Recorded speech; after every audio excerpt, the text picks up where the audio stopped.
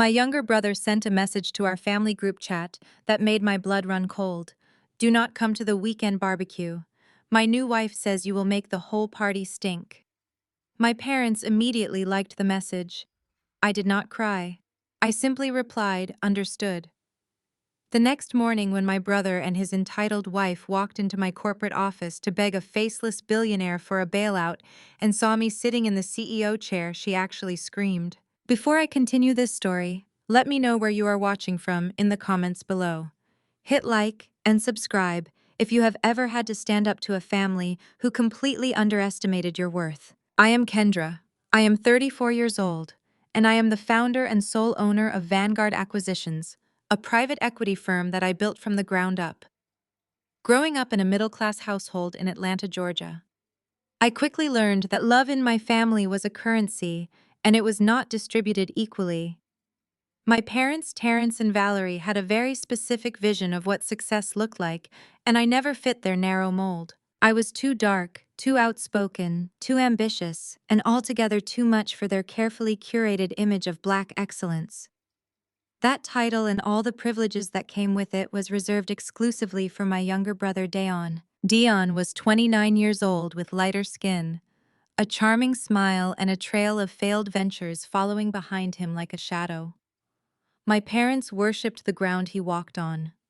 When I graduated at the top of my class, they gave me a polite nod and a modest dinner. When Dion barely scraped by with a business degree, they threw a lavish party and drained the remains of my college fund to seed his first failed startup.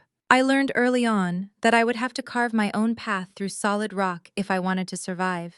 It was a Thursday morning, and the Atlanta skyline was practically glowing outside the floor-to-ceiling windows of my penthouse office. I was sitting at my custom mahogany desk, reviewing a stack of distressed financial portfolios, when my personal phone buzzed on the smooth glass surface. It was a notification from the family group chat. We rarely spoke outside of obligatory holiday planning, but the sudden flurry of activity caught my eye. I unlocked the screen and read the message from Dion. I need you to sit out the cookout this weekend, Kendra. Chloe says you always bring a bad vibe and she does not want your stink ruining the aesthetic of her family visiting. Please respect our boundaries. I sat frozen in my leather chair. The word stink echoed loudly in my mind. It was not just a casual insult thrown out in a sibling rivalry. It was a loaded, deeply racialized microaggression from a white woman who had married into my Black family and somehow decided she possessed the ultimate authority to gatekeep our spaces. Chloe was 28 years old, raised on old money that had long since dried up. She thrived on making me feel inferior. Ever since Dion introduced her, she had viewed my natural hair, my unbothered confidence, and my sheer existence as a direct affront to her delicate sensibilities. During Thanksgiving, she had sprayed air freshener after I walked past her. During Christmas, she had complained that my seasoned dishes were too pungent for her refined palate. But what hurt far worse than Chloe's predictable and exhausting racism was the immediate chime of two new notifications right beneath Dion's message. Terrence and Valerie had both liked the text. Before I could even process the profound betrayal of my own parents, endorsing my exclusion, my mother sent a follow-up text directly to my private number. Please just listen to your brother Kendra. Chloe comes from a very wealthy family and we need to project the right image today. We cannot afford to have you causing a scene and making us look aggressive.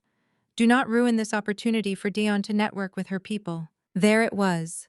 The toxic colorism and the blind favoritism laid bare in stark black and white text. For my entire life, I had been the workhorse, the one who quietly succeeded, the one who paid her own way through life, because resources were continually diverted to save Dion from his own incompetence.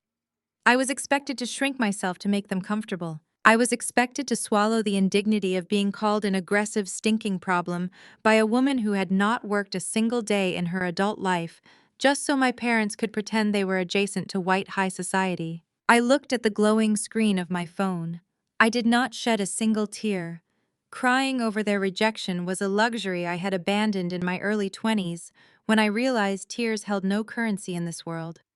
I tapped the screen and typed a single word, understood. I hit send and placed the phone face down on the cool glass of my desk. I took a deep, slow breath, letting the cold, clinical reality of the business world wash over me to replace the sting of familial betrayal. I turned my attention back to the thick manila folder resting in the exact center of my desk. It was a massive commercial loan default application, a multi-million-dollar debt restructuring plea from a failing luxury lifestyle brand. The brand had been bleeding money for 3 consecutive years, burning through vendor goodwill and exhausting investor patience. I ran my manicured finger down the detailed list of applicants and financial disclosures. The primary debtor was Chloe's father. The man had leveraged every asset he owned to maintain the grand illusion of generational wealth while quietly sinking into absolute financial ruin. His credit was destroyed, his properties were heavily mortgaged, and his suppliers were preparing to file lawsuits. But the most interesting part of the document was not the primary debtor's desperate financial state. It was the bold, hastily scrawled signature on the guarantor line at the very bottom of the contract. Dion had co-signed the bailout loan. My foolish, desperate brother, trying to play the wealthy big shot for his new wife and her pretentious family, had legally bound himself to a sinking ship. He had put his name and his non-existent assets on the line for a debt he could never dream of paying back in 10 lifetimes. They had applied to Vanguard Acquisitions, hoping that a faceless private equity monster would view their failing brand as a salvageable asset and restructure their massive debts to stop the impending foreclosures. They had absolutely no idea who owned Vanguard. I intentionally kept a low public profile, using holding companies' proxy boards and trusted legal representatives to mask my direct ownership. To them, Vanguard Acquisitions was just an intimidating corporate entity on the 85th floor of a downtown skyscraper. They thought they were walking into a room with a detached corporate suit who only cared about margins and interest rates. I leaned back in my chair, studying the disastrous numbers on the spreadsheet. The sheer audacity of them, excluding me from a backyard barbecue for being a stain on their aesthetic, while simultaneously walking into my building to beg for their financial lives, was almost poetic. It was the kind of symmetry that only the universe could orchestrate. I picked up my favorite heavy fountain pen, feeling the cool weight of the metal between my fingers. I slowly circled Dion's signature, pressing the dark ink firmly into the thick paper. They wanted to project the right image. They wanted to protect their boundaries from my presence. I was going to give them exactly what they asked for. The intercom on my desk buzzed sharply, cutting through the quiet hum of the climate control in my office. My executive assistant Maya spoke through the speaker. Her voice was crisp, efficient, and completely unaware of the personal storm brewing in my office. "Excuse me, ma'am. The clients for the 10 o'clock debt restructuring meeting have arrived. They are waiting in the main reception area." I smiled, a slow, calculated smile that did not quite reach my eyes. The pieces were perfectly in place. The trap had been set not by me, but by their own staggering arrogance and unchecked entitlement. "Send them to the executive boardroom, Maya." I said, my voice dangerously calm and perfectly steady. "Make sure they have a nice hot cup of coffee waiting for them. I will be right in." I did not stand up when the heavy oak doors of the executive boardroom swung open. I remained seated in my high-backed leather chair, facing the panoramic view of the Atlanta skyline, letting them walk right into the trap they had set for themselves. My assistant Maya had escorted them down the long glass hallway, and I could hear Chloe complaining loudly about the temperature in the corridor before she even crossed the threshold. Dion walked in first, adjusting the lapels of a tailored suit that our father had undoubtedly paid for. He projected the unearned confidence of a man who had never faced a single consequence in his 29 years of life. Chloe trailed close behind him, scrolling on her phone, looking thoroughly bored by the prospect of having to beg a corporate entity for financial salvation. I slowly spun my chair around to face them. Chloe stopped dead in her tracks. A sharp gasp escaped her throat, and the beige designer handbag she was clutching slipped from her fingers, hitting the polished hardwood floor with a heavy thud. The color completely drained from her face, leaving her looking like a terrified ghost. She stared at me as if she had just seen an apparition. Dion bumped into her from behind, entirely confused by her sudden paralysis, until he looked past her shoulder and saw me sitting at the head of the massive conference table. Kendra, he stammered, blinking rapidly, as if his eyes were playing tricks on him.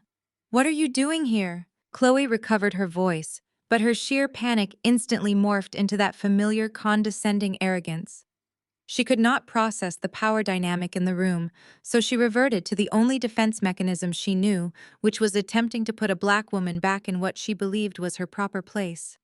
She plastered on a tight, brittle smile and took a step forward, kicking her fallen bag out of the way. Did you get a job bringing the coffee? Chloe asked, her voice dripping with artificial sweetness. Because we have a very tight schedule today, Kendra. Tell your boss we are in a hurry, and we do not have time to wait for the catering staff to clear the room. Dion quickly regained his typical swagger, eager to show off in front of his wife. Seriously, Kendra, what are you doing in here? Vanguard is handling a multi-million-dollar restructuring for Chloe's father. You are going to embarrass me if the executives walk in and see my sister playing pretend in their boardroom. Get out before I have to call security and make a scene. You know Mom and Dad hate it when you act aggressive in public spaces. I did not raise my voice. I did not break eye contact. I simply reached under the edge of my desk and pressed a small silver button. Instantly, the floor-to-ceiling glass walls of the boardroom frosted over, turning opaque white and sealing us off from the rest of the busy corporate floor. The soft click of the electronic lock engaging echoed loudly in the sudden silence of the room. Chloe took a nervous step back, her fake smile faltering as the reality of the situation began to slowly penetrate her entitlement. I do not fetch coffee, Chloe, I said, my voice dropping to a calm, deadly register. I own the coffee machines, I own the boardroom, I own the building. And as of 8 o'clock this morning, my firm bought your father's defaulted debt for pennies on the dollar. I picked up the thick manila folder resting in front of me and slid it smoothly across the polished mahogany table. It stopped precisely at the edge, right in front of where Dion was standing. Go ahead, I instructed, leaning forward and folding my hands together. Open it. It is the bailout application you submitted to Vanguard Acquisitions yesterday. Read the signature on the top page. Dion reached out with a trembling hand and flipped open the folder. His eyes darted frantically across the legal jargon before landing on the primary creditor line. My name was printed there in bold black ink as the sole managing director and chief executive officer of Vanguard. This is impossible! Chloe snapped, her voice pitching higher as true panic began to set in. My father is a respected businessman. He has partnerships. He has legacy assets. A firm like Vanguard does not just let some random black woman buy out a generational estate. There has to be a mistake. You are lying. Your father is a fraud. I corrected her sharply, cutting entirely through her delusion. He has been liquidating his trusts to pay off offshore creditors for 3 consecutive years. His luxury lifestyle brand is a hollow shell, drowning in vendor debt. The bank was going to foreclose on his main distribution center tomorrow morning. I stepped in and purchased the entire debt portfolio at a severe discount because, frankly, I saw an opportunity for a highly profitable liquidation. Dion looked up from the papers, his breathing shallow and erratic. Liquidation. He repeated the word, tasting like ash in his mouth. You are not going to restructure the loan. We asked for a 5-year extension to turn the profits around. We submitted a whole business plan, Kendra. I am formally denying your request for restructuring, I said, delivering the final blow without a single trace of sympathy. The business model is completely unviable, and the leadership is frankly incompetent. Therefore, I am exercising my absolute right as the primary debt holder to call the loan due in full. You have exactly 30 days to produce the outstanding balance of $4.2 million, or I will begin seizing the collateral and liquidating the physical assets. Chloe let out a strangled cry, covering her mouth with both hands. You cannot do this. You are doing this because you are jealous of me. Because you know you will never fit in with my family, so you want to destroy them. You are just a bitter woman trying to ruin my life because Dayon chose me instead of catering to you. I laughed, a genuine cold sound that bounced off the frosted glass walls of the boardroom. Chloe, your family is bankrupt. I do not want to fit in with you. I want to foreclose on you. There is a massive difference, and you are about to learn it the hard way. Dion slammed his hand onto the table, his face contorted with equal parts terrifying fear and blinding rage. He had spent his entire life being bailed out by our parents. Every mistake, every failed business, every bad check had been swept under the rug to protect his golden image. The realization that he was trapped in a room with the one person who refused to coddle him was breaking his mind. "You cannot do this to me," Kendra Dion yelled, his voice cracking under the pressure. "I co-signed that loan. If you call the debt and Chloe's dad cannot pay, it falls entirely on me. You will bankrupt your own brother. You will ruin my life over a stupid text message about a barbecue. You bankrupted yourself the moment you signed a commercial contract. You did not even bother to read, just to impress a woman who despises your own blood," I replied evenly. "You wanted to play the wealthy savior for her family, so now you get to pay the price." Dion pulled his phone from his pocket, his hands shaking violently. He resorted to the only defense mechanism he had ever known in his entire life, the golden child crying for rescue. He glared at me, breathing heavily as he unlocked his screen. "I will call Dad," Dion threatened, pointing his phone at me like a weapon. "He is a guarantor on my personal accounts. He set up the collateral trust for my business profile years ago. Dad will make you fix this. He will force you to drop this vendetta and tear up these papers right now, or he will disown you." I leaned back in my leather chair, crossing my legs, and let a slow, cold smile spread across my face. I watched the frantic desperation in my brother's eyes and felt an absolute chilling peace wash over me. "I know," I said softly. "Why do you think I bought it?" I leave the Vanguard building feeling a sense of absolute clarity. The drive back to my penthouse is peaceful. I watch the city lights blur past the tinted windows of my car. For my entire life, I had been the family workhorse, the shadow, the dark-skinned daughter who needed to work twice as hard just to be tolerated while my brother was handed the world on a silver platter. The look of pure, unadulterated panic on Dayon and Chloe's faces in my boardroom was a long time coming. It was the culmination of years of disrespect finally catching up to them. I arrive at my residence. My penthouse occupies the entire top floor of a highly secure building. It is quiet. It is mine. I walk into the kitchen and pour myself a glass of cold water. I do not bother changing out of my crimson suit. I know the peace will not last. Dayon is entirely predictable. The moment the elevator doors closed in my lobby, I knew he was calling our parents in a panic, spinning a web of lies to make himself the victim. That is why I explicitly instructed my lobby concierge to allow Terrence and Valerie upstairs the moment they arrived. I wanted to see them face to face. I wanted them to step into my domain and show me exactly who they are. The soft chime of the private elevator echoes through the expansive living room. The heavy oak doors slide open. My parents step out into my foyer looking like they just left a country club charity gala. My mother Valerie is wearing her signature pearls and a tailored dress. My father Terrence is in his usual golf attire. They project an image of old money and refined grace to the outside world, but the moment the elevator doors close behind them, their polished masks slip entirely. Valerie marches across the hardwood floor. She does not take off her shoes. She does not say hello. She points a perfectly manicured finger directly at my face. Her eyes are wide with a frantic, angry energy.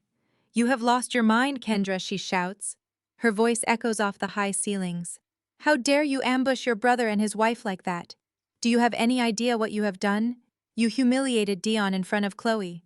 You humiliated this family." I take a slow sip of my water. I do not raise my voice.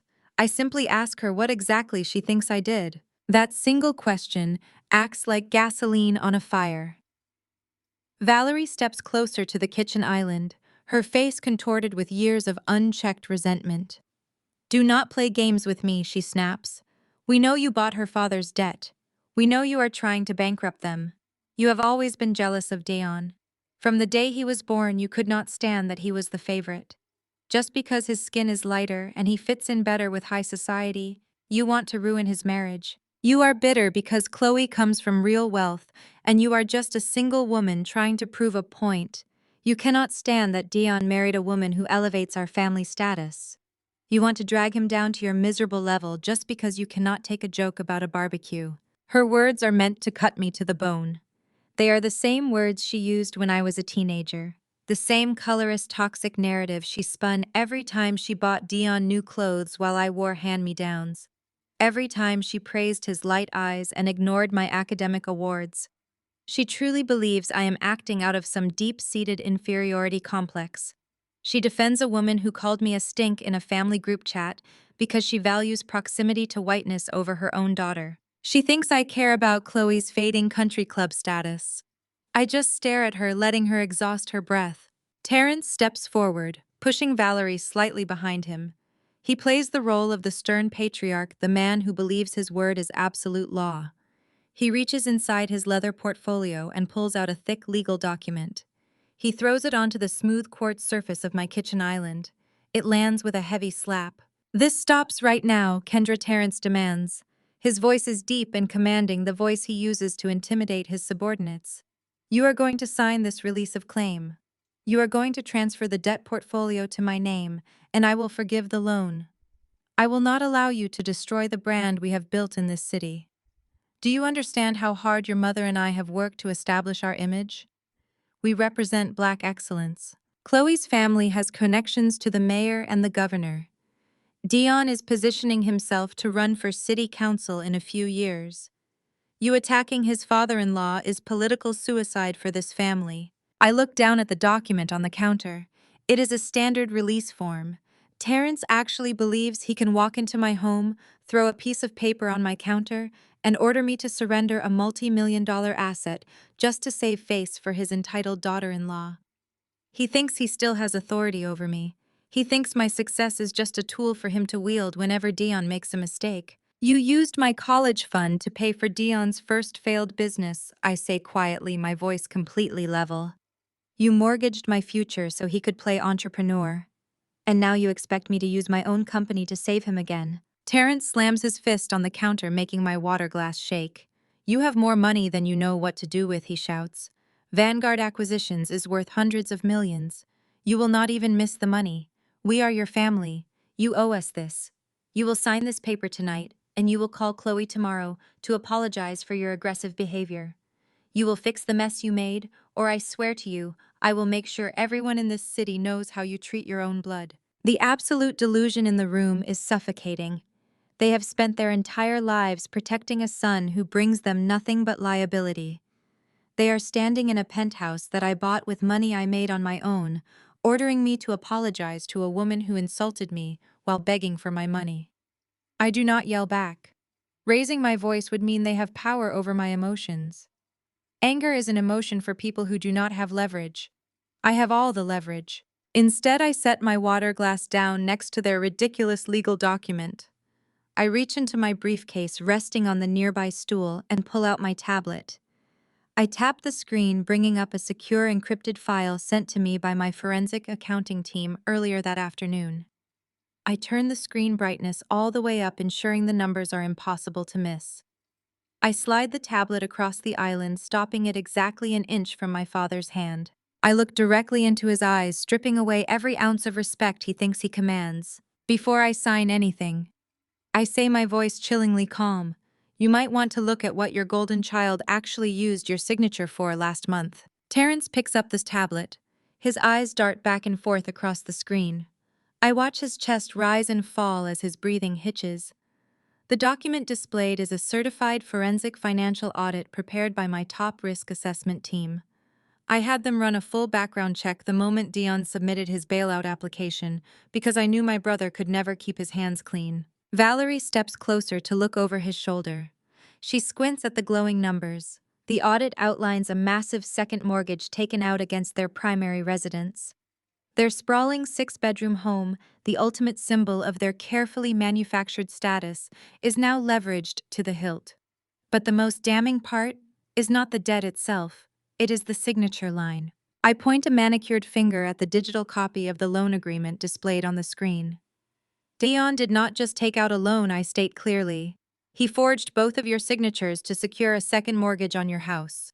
He bypassed the bank verification by using the family business accounts you foolishly gave him access to." Terrence stares at the screen. He scrolls down to the asset allocation breakdown. "The money was not used to save his failing business," I tell them, watching the reality sink in. He drained the equity from your home to purchase a 2-carat custom diamond ring for Chloe and a brand new Porsche. He mortgaged the roof over your heads to buy shiny toys for a woman who views this entire family as beneath her. I wait for the outrage. I wait for the moment my parents finally realize their golden child is a common criminal who just robbed them blind. Instead, Valerie does exactly what she has done my entire life. She protects him. Valerie snatches the tablet from the counter. Her hands are shaking, but not with anger at Dayon. She turns her furious gaze entirely on me. How did you get this information, she demands. You are paying people to spy on your own brother. You are invading his privacy and snooping through his personal finances just to find a reason to humiliate him. I look at her in absolute disbelief. He committed felony wire fraud, Valerie. He forged your name and stole the equity of your home, and you are angry at me for finding the receipt. Terrence steps in, shaking his head rapidly. He is rationalizing the crime right in front of me. Dion is under a lot of pressure, Kendra, Terrence says, his voice tight with desperation. Chloe comes from a certain lifestyle. He just wanted to give her the wedding and the life she expects. He made a mistake under pressure. It is a technicality. A technicality, I repeat. He committed a federal crime. Terrence slams his hand flat on the kitchen island. You have the capital to fix this, he barks at me. You can pay off this mortgage tomorrow and clear the debt. We will handle Dion privately. We will keep this in the family. You are going to write a check to the bank, and we are going to pretend this audit never happened. The sheer audacity of his demand hangs in the air of my penthouse. They want me to use my hard-earned wealth to cover up a felony committed by the brother who just banned me from a family barbecue for being a stain on his aesthetic. I spent my entire childhood wearing clearance rack clothes while you bought him designer sneakers, I say, my voice dropping to a dangerous whisper. You drained my college savings account to fund his first failed startup. I built a multi-million-dollar empire from absolutely nothing while you coddled him into becoming a 30-year-old parasite. And now he steals your home to buy a Porsche for a racist woman, and you demand that I pay the bill. Valerie's face twists with pure venom. You have no loyalty, she spits out. You are a cold, bitter woman. You have all this money, and you are still just jealous that he found someone to love him. With a sudden violent swing of her arm, Valerie slaps the tablet off the kitchen island. It hits the marble floor with a sharp crack. The screen shatters, sending shards of glass sliding across the floor. I do not flinch. I do not blink. I look at the broken tablet, and then I look at my parents. The last invisible string tying me to these people snaps completely. I raise my right hand and snap my fingers once. From the shadows of the private hallway, my personal security team steps forward. 2 towering men in tailored black suits move into the kitchen with silent, terrifying efficiency. They do not ask questions. They know exactly what to do. Escort them out, I command, turning my back on my parents. And if they ever try to bypass the lobby concierge again, have them arrested for trespassing. Terrence's face turns a dark shade of purple. You cannot do this to us, Kendra, he shouts as the security guards firmly grip his arms. We are your parents. You owe us respect. Valerie begins screaming, struggling against the grip of the second guard. You are a monster, she shrieks, her pearls shaking as they drag her backward toward the elevator. You are ruining this family. You will die alone with all your money. The guards force them into the private elevator. Terrence is still shouting threats about blacklisting me from the family. Valerie is crying tears of pure rage. I stand completely still watching them. The brushed steel doors of the elevator slide shut, cutting off their screams mid-sentence. The penthouse falls into absolute dead silence. I look down at the shattered tablet on my floor. I feel no guilt. I feel no sorrow. I feel nothing but the cold, hard satisfaction of a surgeon cutting out a rotting tumor. I walk over to the wet bar to pour myself another glass of water. I am perfectly calm. The trap has been sprung and there is no way out for them now. Just as I pick up a fresh glass, my phone illuminates on the counter. A loud notification chime pierces the quiet room. I glance down at the screen expecting an angry text from Dion or a panicked email from Chloe's father. Instead, it is a social media alert. Chloe has just gone live on Instagram. The notification shows she already has 50,000 viewers, and the number is climbing rapidly. I unlock my phone and tap the alert. The video loads instantly, bringing Chloe's tear-stained face onto my screen. She is sitting in the driver's seat of the Porsche Dion bought with stolen money, looking directly into the camera. The real war is about to begin. The screen of my phone illuminates my dark kitchen, casting a harsh white glow over the marble countertops. I tap the notification and the live feed fills the display. Chloe is sitting in the driver's seat of the brand new Porsche. My brother bought her with my parents' stolen equity. The interior leather is pristine, but Chloe is playing the role of a carefully orchestrated mess. Her blonde hair is artfully disheveled. Her makeup is smudged just enough to look authentic, but not enough to make her look ugly. She is crying. These are not real tears. They are weaponized white tears designed to immediately trigger sympathy and outrage from anyone watching. The viewer count in the top corner of the screen is spinning out of control. 10,000, 30,000, 50,000. The numbers climb rapidly as the algorithm pushes her distress to the front pages. I turn up the volume, letting her shaking voice echo through my empty penthouse. You guys, I do not even know how to say this. She sobs, wiping under her eye with a manicured finger. My family is under attack. We are being targeted by a deeply aggressive, bitter woman who hates my husband and hates our happiness. She is using her massive corporate wealth to illegally steal my family legacy. She is trying to bankrupt my father just out of pure spite. I watch the comments flood the screen. People are outraged. They are calling for justice. They are demanding a name. Chloe does not say my name directly, but she drops enough specific breadcrumbs for her followers to figure it out within minutes. She paints a terrifying picture of an angry, unhinged black woman using illicit corporate power to crush a helpless, innocent family. She uses words like threatening and dangerous and hostile. It is a masterclass in racialized manipulation. She knows exactly what she is doing. She is activating an entire demographic of people who are already primed to believe the absolute worst about a successful, independent black woman. I watch the viewer count hit 100,000. Dayon leans into the frame from the passenger seat, looking appropriately somber and traumatized. He wraps an arm around her shoulder, playing the protective husband. The sheer audacity of them sitting in a stolen car funded by felony wire fraud while crying about being victims is staggering. They are banking on the fact that public outrage will force me into submission. My phone vibrates violently in my hand as the live stream continues. The notifications are stacking up so fast they blur together. Then the private secure line to my penthouse rings. It is Maya, my director of public relations. I answer the call and put her on speakerphone, setting the device down next to the shattered remains of my mother tablet. Kendra, are you seeing this? Maya asks. Her voice is breathless and tight with absolute panic. I am watching it right now, I reply, keeping my voice perfectly level. She is giving quite the performance. Maya does not share my calm demeanor. Kendra, this is not a joke, she says, her words tumbling out rapidly. The video has already been clipped and reposted across every major social media platform. The business blogs are picking it up. Chloe has 500,000 followers, and they are actively tagging Vanguard acquisitions. The narrative is spinning completely out of our control. They are framing this as a hostile, predatory takeover by a vindictive billionaire. I walk over to the panoramic window, looking out over the city lights. Let them spin, Maya. Noise does not change the balance sheet, but it changes investor confidence. Maya shoots back, her panic bleeding through the phone speaker. I just got off an emergency conference call with two of our biggest institutional backers. They are spooked, Kendra. They hate bad press, and they especially hate racially charged bad press. Chloe is playing the victim card perfectly. She is making you look like a corporate bully destroying a helpless family. The optics are an absolute nightmare. If we do not get ahead of this by tomorrow morning, we could see a massive capital flight. We cannot afford a boycott or a public smear campaign against Vanguard right before our third quarter earnings report. I listen to the fear in my public relations director voice. This is exactly what Dion and Chloe are counting on.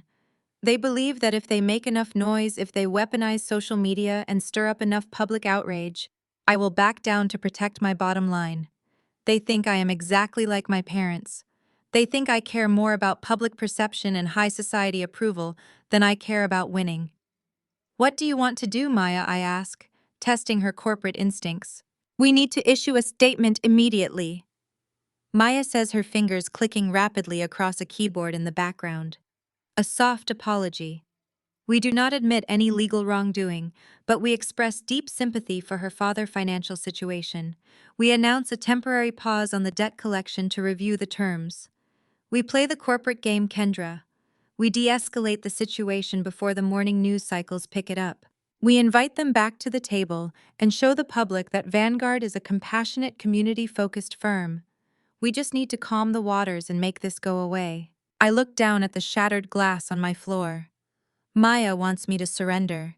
She wants me to issue a public apology to a woman who insulted me in my own family group chat and then lied to 500,000 people to cover up a felony.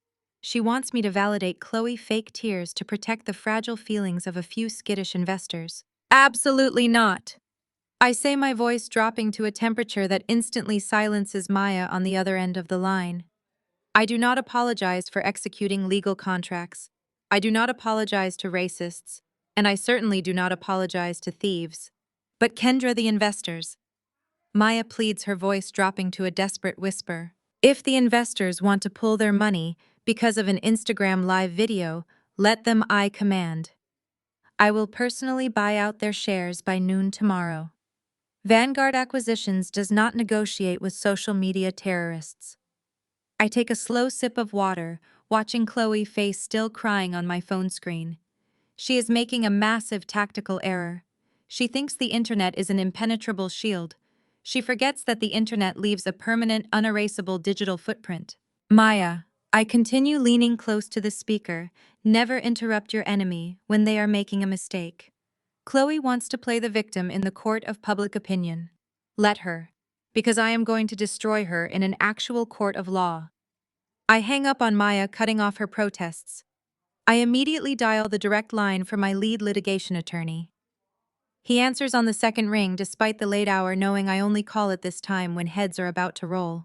Draft a defamation lawsuit against Chloe. I order not bothering with polite introductions. I want multi-million-dollar damages for tortious interference and defamation of character. I want her hit with a gag order before the sun comes up tomorrow. But more importantly, I want an emergency subpoena for every single digital device she owns. I want her laptops, her phones, her cloud backups, and her entire text message histories preserved for discovery. If she wants to use her digital platform to drag my name and my company into the mud, I am going to legally rip her entire digital life apart. My lawyer does not hesitate. Consider it done, he says, his tone matching my ruthless energy. We will file the injunction electronically right now. I end the call and look back at the glowing screen. Chloe is still crying, still wiping away her invisible tears, still playing the helpless victim for her gullible audience. I smile, a slow, dangerous smile in the quiet darkness of my kitchen. Cry all you want, Chloe, I whisper to the empty penthouse. Because the discovery phase is going to give you a real reason to weep. The morning sun breaks over the Atlanta skyline, casting long, sharp shadows across the floor of my penthouse office. I have not slept, and I do not need to. Sleep is for people who are waiting for things to happen. I am the one making them happen. By 8 o'clock, my lead litigation attorney, Harrison, has already stood before a county judge. He did not walk into that courtroom with an emotional plea or a public relations spin. I went in with ironclad commercial contracts, a certified forensic audit, and a perfectly drafted injunction. The legal system does not care about Instagram tears or carefully curated social media victimhood. The legal system cares about fiduciary duty, defamation per se, and breach of contract. Within 30 minutes, Harrison walks out with a signed emergency gag order and a sweeping subpoena that gives my firm unrestricted access to every digital footprint Chloe has ever left. At 9:15, a private process server finds Chloe having brunch at an upscale cafe in Buckhead. According to the report Harrison sends me, she is sitting with three of her equally entitled friends, likely celebrating her viral performance and basking in the false glow of public sympathy. The server hands her a stack of legal documents thick enough to stop a door. I can only imagine the exact moment the blood drains from her face as she reads the cover page. The emergency injunction demands the immediate removal of her defamatory live stream from all platforms. Failure to comply within 1 hour will result in a daily fine that costs more than her father makes in a year. By 10:30, the internet goes entirely quiet. Chloe deletes the video. She takes down the posts. Her entire social media presence goes dark. The sudden silence is deafening, and it is absolutely beautiful. My public relations director, Maya, breathes a massive sigh of relief as investor phone calls stop ringing and the panicked emails cease. The corporate waters calm instantly because money respects power, and nothing projects power quite like a swift, brutal legal strike. But Chloe is not smart enough to stay down. She has spent her entire 28 years shielded by the armor of her privilege, believing that consequences are things that only happen to other people. She operates under the delusion of unearned protection.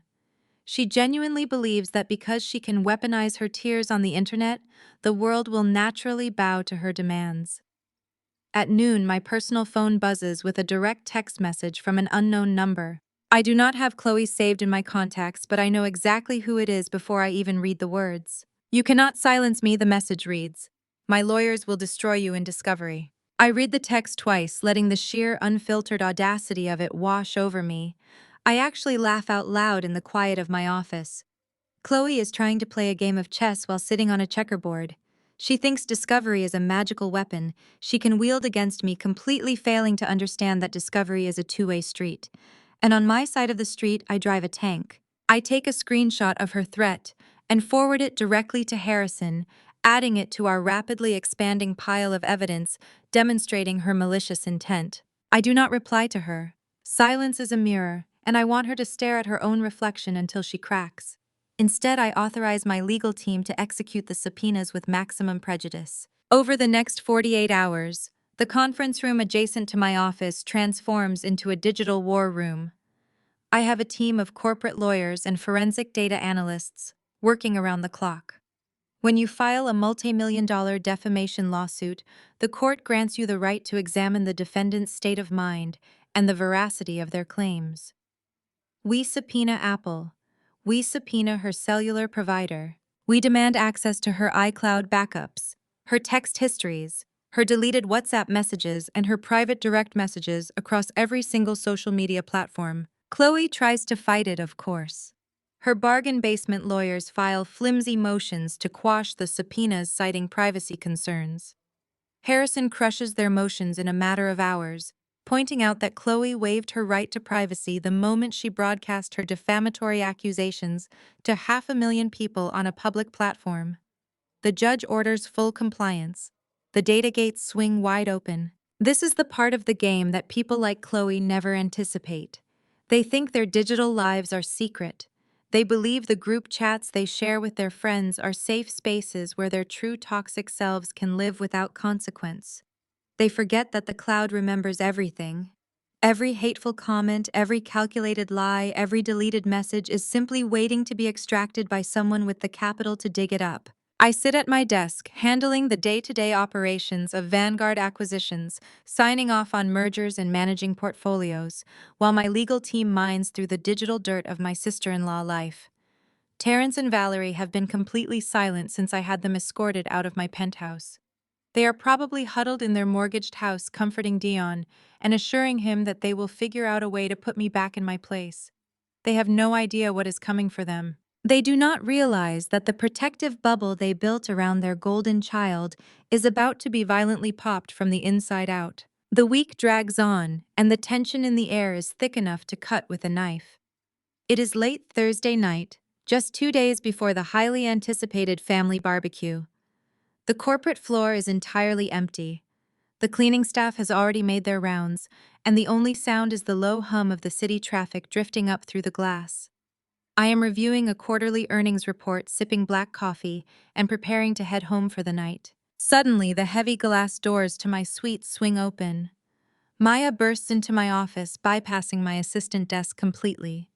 She is out of breath, her usually immaculate hair slightly out of place. She is clutching a thick, glossy, printed file tightly against her chest. Her eyes are wide and her hands are visibly shaking. Maya is a seasoned public relations veteran. She has navigated corporate scandals, hostile takeovers, and media firestorms with ice in her veins. I pay her a ridiculous amount of money specifically because nothing phases her. But right now she looks like she just saw a ghost. I set my pen down and look at her. Kendra, Maya says, her voice dropping to an urgent, breathless whisper. Harrison and the data team just finished decrypting the last batch of iCloud backups from the subpoena. They flagged a specific series of group chats and sent them straight to my department for risk assessment. She walks over to my mahogany desk and drops the thick file right on top of my earnings report. It hits the desk with a heavy, ominous thud. I have seen a lot of terrible things in this industry. Kendra, Maya continues, leaning forward and placing both hands flat on my desk. I have seen executives say the worst things imaginable behind closed doors. But this is entirely different. This is vile. I look down at the unmarked folder. My pulse remains steady, but a cold, sharp anticipation settles in my chest. You are not going to believe what we just found in Chloe group chats, Maya says, her eyes locking onto mine with absolute deadly seriousness. I pull the heavy folder toward me across the smooth mahogany surface of my desk. Maya stands completely still, her arms crossed tightly over her chest, watching my face as I flip open the cover. The legal team has neatly organized the decrypted iCloud backups into chronological threads. The pages are crisp and the text messages are highlighted in bright yellow ink. I do not ask Maya for a summary. I read the raw data myself. The primary thread is a group chat titled The Real Housewives of Buckhead. It consists of Chloe and 3 of her white country club friends. The timestamps show these conversations have been happening daily for the past 2 years. I scan the first page and a bitter, humorless smile touches the corners of my mouth. Chloe did not just harbor passive prejudices. She was actively performing a modern-day minstrel show for her friends, using my family as the punchline. I read a message Chloe sent last Thanksgiving. She had attached a candid photo of my mother Valerie wearing her signature pearls and a silk dress. Beneath the photo, Chloe typed a message that makes the air in my office turn ice cold. Look at her trying to serve generational wealth. You can dress them up in Chanel, but they still talk loud and act ghetto the second the wine comes out. It is honestly exhausting playing the grateful daughter-in-law to these people. They try so hard to act like us, but it just looks like a cheap imitation. Her friends responded with crying, laughing emojis and jokes about my parents attempting to buy class. I turn the page. The next set of messages focuses entirely on my father, Terrence. Chloe attended a charity golf tournament with him 3 months ago. She texted her friends from the clubhouse. Terrence is out here overcompensating with his custom clubs, but he still swings like he belongs on a public municipal course. He is so desperate for my dad to invite him to the exclusive private links. It is pathetic watching him bend over backward for white validation. I look up at Maya. Her jaw is tight and she looks physically nauseated. You have not even reached the worst part, Maya says, her voice barely above a whisper. Look at what she says about your brother. I flip to the next section of the binder. If Valerie and Terrence were catching stray bullets of racism, Dion was taking direct hits. The golden child, the man our parents had sacrificed my college fund to elevate, was nothing more than a racial prop to his new bride. Chloe had sent a message to a friend named Madison just 2 weeks before their lavish wedding. Madison had asked if Chloe was actually physically attracted to Dion. Chloe's response is printed in stark black and white. Are you kidding me? Chloe wrote. He is a diversity project. He is loud, he lacks basic financial literacy, and he expects to be treated like a king just because he has light skin in his community. He is basically a walking stereotype in a tailored suit. I cannot stand listening to him brag about his fake businesses. Madison replied, Then why are you walking down the aisle with him? I turn to the next page, and the true motive behind this entire disastrous marriage is laid bare. Chloe did not marry Dion for love. She did not even marry him for his proximity to white validation. She married him for me. I read Chloe's exact response to Madison. I am walking down the aisle because my dad is drowning in vendor debt, and Dion is the ultimate placeholder. His sister Kendra is the sole owner of Vanguard Acquisitions. She is worth hundreds of millions. Dion is an idiot, but he is easily manipulated. I just have to play the supportive wife long enough to get Dion to co-sign the bailout loans and leverage his sister's firm. Once Vanguard saves my dad's lifestyle brand, and the family trust is secure, I am taking half of whatever Dion manages to squeeze out of his parents and filing for divorce. I just have to tolerate the stink for a little while longer. I close the file and rest my hands flat on my desk. The sheer profound stupidity of my family is almost breathtaking. Valerie and Terrence have spent decades pushing me aside, viewing my dark skin and my fierce independence as liabilities. They worshipped Dion because they believed his lighter complexion and his ability to navigate high society circles would elevate the family name. They sacrificed everything to build an image of flawless black excellence. And the woman they welcomed into their home, the woman they chose over their own daughter, viewed them as nothing more than ghetto caricatures and a bank account. Chloe hated them. She viewed Dion as a gullible target. And the grand irony is that Chloe only targeted Dion because she thought she could use him to access my money. My family bent over backward to accommodate a parasite who was actively plotting their financial and social ruin. Maya watches my face, waiting for an explosion of anger. She expects me to yell or throw the folder across the room. But anger is an uncontrolled emotion, and I am in absolute control. Make copies of these specific pages. Maya, I instruct, tapping the folder. Do not redact a single word. Print them on high-quality presentation paper and blow up the text size so the words are legible from 5 feet away. I want these ready by tomorrow afternoon. Maya nods, her professional composure returning as she takes the folder. What are you going to do with them? She asks. I am going to deliver them directly to the people who need to read them, I say. Just as Maya turns to leave, my personal cell phone chimes loudly against the glass surface of my desk. It is a specific ringtone, the one I assigned to the family group chat.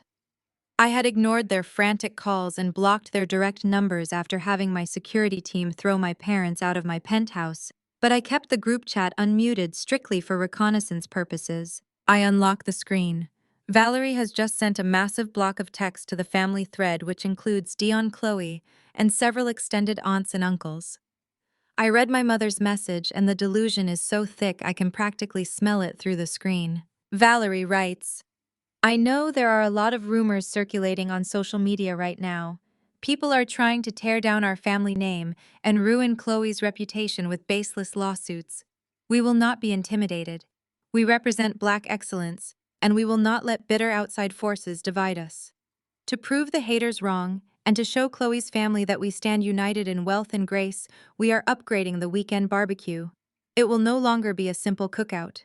We are transforming it into a high society Juneteenth gala. I raise an eyebrow.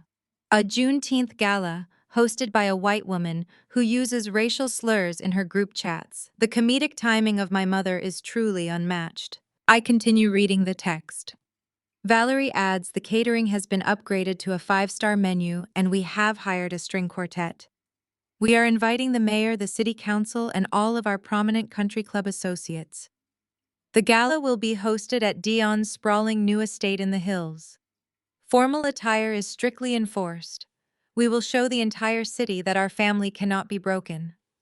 I stare at the words sprawling new estate.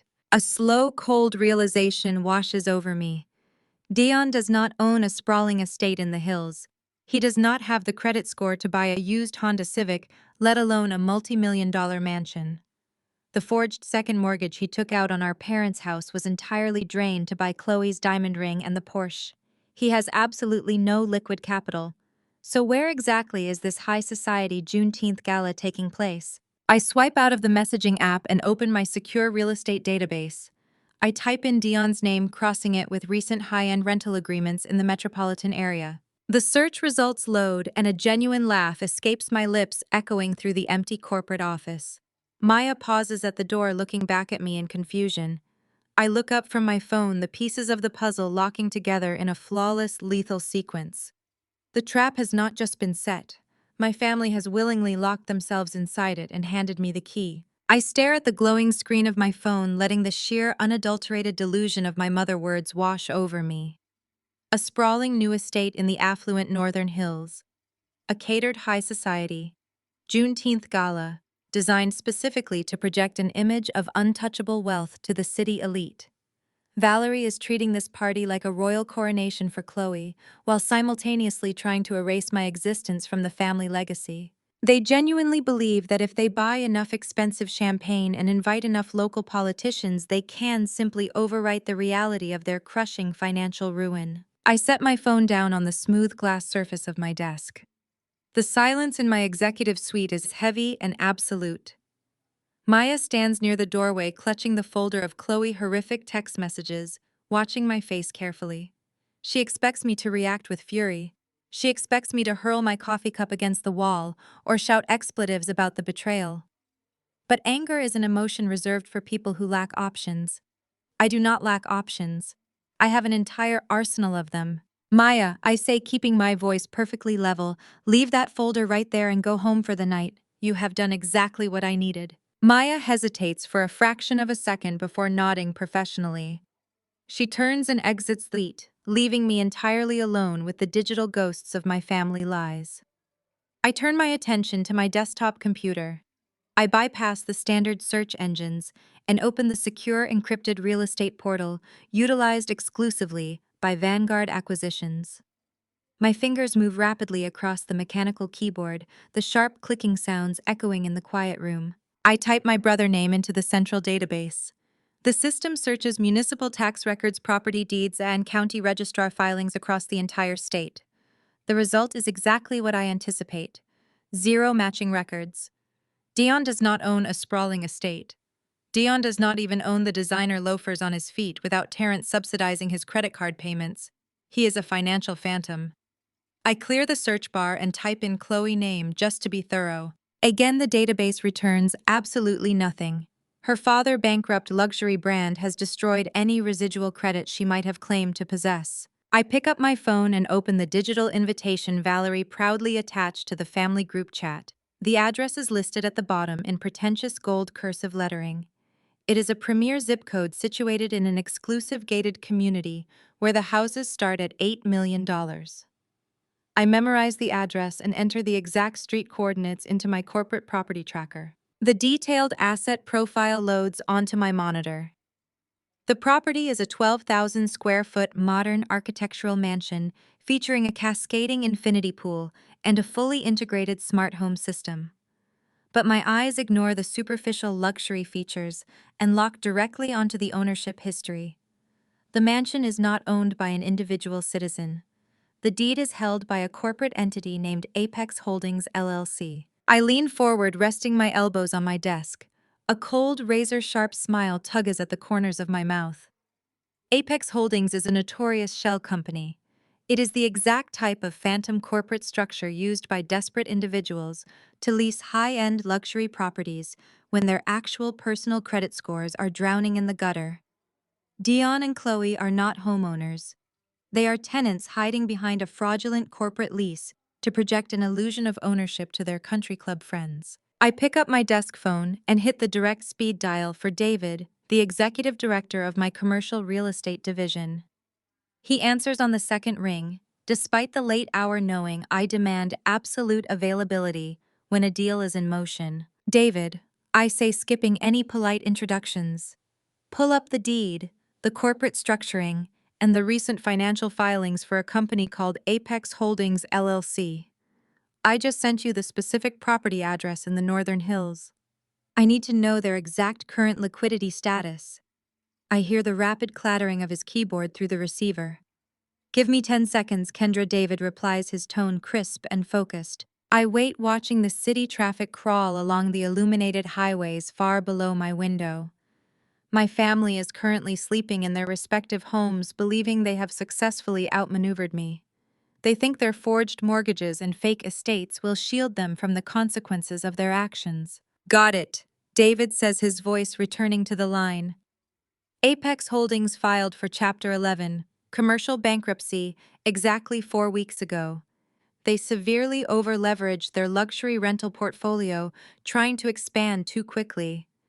The primary lenders forced them into default, and the court ordered a rapid liquidation of their physical assets to recover the outstanding debts. The bank auctioned off their entire housing portfolio last Tuesday. I feel a sudden electric thrill run down my spine. The pieces of the puzzle are aligning with a perfection that feels almost choreographed by the universe. Who bought the portfolio, David? I ask, my voice dropping to a dangerous whisper. David chuckles a low, knowing sound. We did, Kendra. Vanguard Acquisitions purchased the entire Apex luxury portfolio at the commercial bankruptcy auction. We bought 20 properties for pennies on the dollar. We closed the transaction and officially recorded the deeds with the county registrar 3 days ago. The reality of the situation hits me with the force of a freight train. Dion and Chloe are throwing a massive high society gala to prove their generational wealth to the mayor, the city council, and Chloe racist friends. They are hosting hundreds of people in a rented mansion. And their shady shell company landlord just lost that exact mansion to the bank.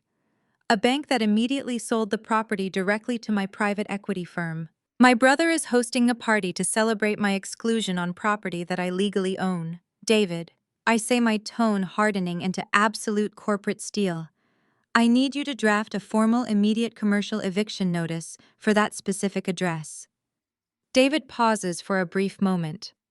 Kendra, standard residential evictions require a 30-day notice period. The courts will not let us just throw them out on the street without a hearing. This is not a residential lease, David, I correct him smoothly. This is a commercial bankruptcy acquisition. Dion is occupying the premises under a fraudulent corporate lease signed by a dissolved LLC. That makes him an unauthorized commercial squatter holding a voided contract. Because the property is classified as a short-term luxury corporate rental in default, we are not bound by residential tenant protections. I have the legal authority to seize the premises immediately to protect the asset from depreciation. Draft the order. Understood, David replies, instantly catching my ruthless drift. I will generate the seizure documents right now and route them to your secure printer. Do you want me to contact local law enforcement to arrange the property lockout? Not yet, I instruct him. I will handle the scheduling with the county sheriff personally. Just get me the paperwork. I hang up the phone. A heavy, profound silence settles over my office. I am not just a marginalized daughter anymore. I am not the dark-skinned scapegoat they can easily brush aside to protect their fragile egos. I am the absolute legal owner of the ground they are standing on. I am the landlord of their fake reality. The high-speed laser printer in the corner of my suite hums to life. The eviction documents slide out into the tray, warm and crisp, smelling of fresh ink and impending ruin. I stand up from my desk and walk over to retrieve them. The legal is dense and uncompromising, demanding the immediate vacation of the premises by all unauthorized occupants. I carry the papers back to my desk and align them perfectly on the leather writing pad. I reach into the top drawer of my desk and pull out my favorite writing instrument. It is a heavy, solid gold fountain pen. I bought it for myself the day I closed my first $100 million acquisition. It represents every tear I never shed and every obstacle I systematically destroyed to get to where I am. I uncap the pen.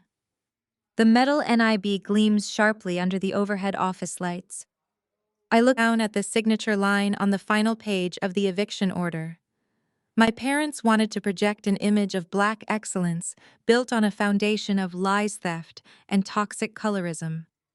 They welcomed a woman who mocked our heritage simply because she offered them a proximity to whiteness. They chose an illusion over their own flesh and blood. I press the gold NIB to the paper. The black ink flows smoothly, permanently binding my authority to the document. I sign my name with broad, sweeping strokes. I am going to tear down their entire house of cards, and I am going to do it while the whole city watches. The gold fountain pen glides across the thick legal paper, leaving a bold black signature that seals my brother's fate. I do not hand the document off to an assistant to be filed in the morning. I am managing this execution personally. I pick up my desk phone and bypass my legal team, dialing directly into the county sheriff's civil division. When you control a multi-million-dollar commercial real estate portfolio in this city, you do not wait on hold for a dispatcher. You have direct lines to the people who enforce the law. The desk sergeant answers on the second ring. I introduce myself and explain the exact nature of the situation. I am executing an immediate commercial lockout on a foreclosed corporate asset located in the Northern Hills. I inform him that the current occupants are unauthorized trespassers utilizing a voided commercial lease from a bankrupt shell company. The sergeant tries to give me the standard bureaucratic response about residential eviction moratoriums and 30-day notice requirements. I cut him off immediately. My voice is sharp and leaves absolutely zero room for debate. I remind him that this property is not classified as a primary residence. It is a commercial luxury rental holding tied to a Chapter 11 bankruptcy liquidation. The occupants do not have tenant rights because they are not residential tenants. They are corporate squatters trespassing on an asset that Vanguard Acquisitions legally purchased at a commercial auction 3 days ago. I recite the exact municipal codes and commercial property statutes that exempt this situation from standard residential delays. I tell him I have already emailed the certified deed, the bankruptcy transfer, and the signed lockout order to his commanding officer. The sergeant puts me on a brief hold. When he comes back on the line, his tone has completely changed. He recognizes the legal weight of Vanguard Acquisitions, and he knows I am entirely within my rights. He asks when I want the deputies dispatched to clear the premises. Saturday at exactly 2 in the afternoon, I instruct him. Not 1 minute before and not 1 minute after. I want 3 patrol vehicles and your most experienced officers. The trespassers are hosting a large, unauthorized commercial event on my property, and I expect resistance. I want the premises completely cleared and secured within 30 minutes of your arrival. The sergeant confirms the scheduling and promises the units will be staged half a mile down the road waiting for my signal. I hang up the phone and lean back in my chair. The legal trap is perfectly set and the timer is officially ticking down. Friday passes in a blur of corporate acquisitions and risk management meetings, but my mind is quietly focused on the impending weekend. I know exactly what is happening across the city. Terrence and Valerie are likely running themselves ragged, maxing out whatever high-interest credit cards they have left to pay for premium catering and luxury floral arrangements. They are desperately trying to build a flawless facade of Black excellence for an audience of country club elites and local politicians. They are bleeding themselves dry to impress Chloe's family, completely unaware that the ground beneath their feet is about to crumble. Saturday morning arrives bright and brutally humid. I wake up in my penthouse, the early sunlight streaming through the floor-to-ceiling windows. I go through my morning routine with mechanical precision. I drink my espresso black. I check the global markets. I do not feel any anxiety or hesitation. I feel the calm, chilling peace of a storm that is about to break. At 10:15, my personal cell phone vibrates on the marble kitchen island. I walk over and look at the screen. It is a direct text message from Dion. He has circumvented the family group chat because he wants my undivided attention. He wants to make sure his venom hits its intended target. I unlock the phone and read the message. Dion has sent 4 high-resolution photos. The first shows a massive, elegant white tent erected on the manicured back lawn of the estate. The second shows a catered buffet station adorned with crystal glasses and expensive silver chafing dishes. The third shows a string quartet setting up their instruments near a cascading infinity pool. The fourth photo is a selfie of Dion and Chloe standing in the grand foyer. Dion is wearing a custom linen suit, and Chloe is wearing a designer sundress, grinning smugly at the camera. Beneath the photos, Dion sends a block of text. Hope you enjoy watching from the outside, Kendra. We have the mayor stopping by at 1 and 3 city council members confirmed for later this afternoon. Chloe family just arrived and they are blown away by the estate. This is what real success looks like. We are on another level now. You could have been part of this if you knew how to act, but you chose to be bitter. Stay away from the gates because security will not let you in. I read the words and a profound sense of pity washes over me. Dayon is 29 years old and he still operates with the emotional intelligence of an insecure teenager. He is sitting in a rented house, drowning in forged mortgage debt and staring down the barrel of federal wire fraud. But his only concern is trying to make his older sister jealous. He specifically texted me because his fake success means absolutely nothing unless he can weaponize it against me. He needs me to witness his triumph to validate his golden child status. He tells me to stay away from the gates, but the subtext is glaringly obvious. He desperately wants me to show up. He wants me to drive past the estate and see the luxury cars parked on the street. He wants me to feel small and excluded. He is begging for a reaction. I do not give him one. I do not type out a furious reply pointing out his imminent financial ruin. I do not remind him that I own the very ground he is standing on. I simply lock my phone and set it down on the counter, leaving him on read. Let him stare at his screen, waiting for a response that will never come. Silence is the ultimate weapon against a narcissist. It deprives them of the oxygen they need to survive. I check the vintage clock on my wall. It is noon. The Juneteenth gala is officially starting. The guests are arriving and the champagne is flowing. I turn and walk down the long hallway toward my master suite. I step into my massive walk-in closet. The space is meticulously organized by color and season. My eyes bypass the casual weekend wear. I walk past the elegant summer sundresses and the comfortable linen slacks. Today is not a day for blending in or projecting effortless summer grace. Today is a day for absolute unmitigated corporate warfare. I reach the far end of the closet where I keep my executive boardroom attire. I reach out and pull a specific garment bag from the rack. I unzip the bag, revealing a custom-tailored crimson power suit.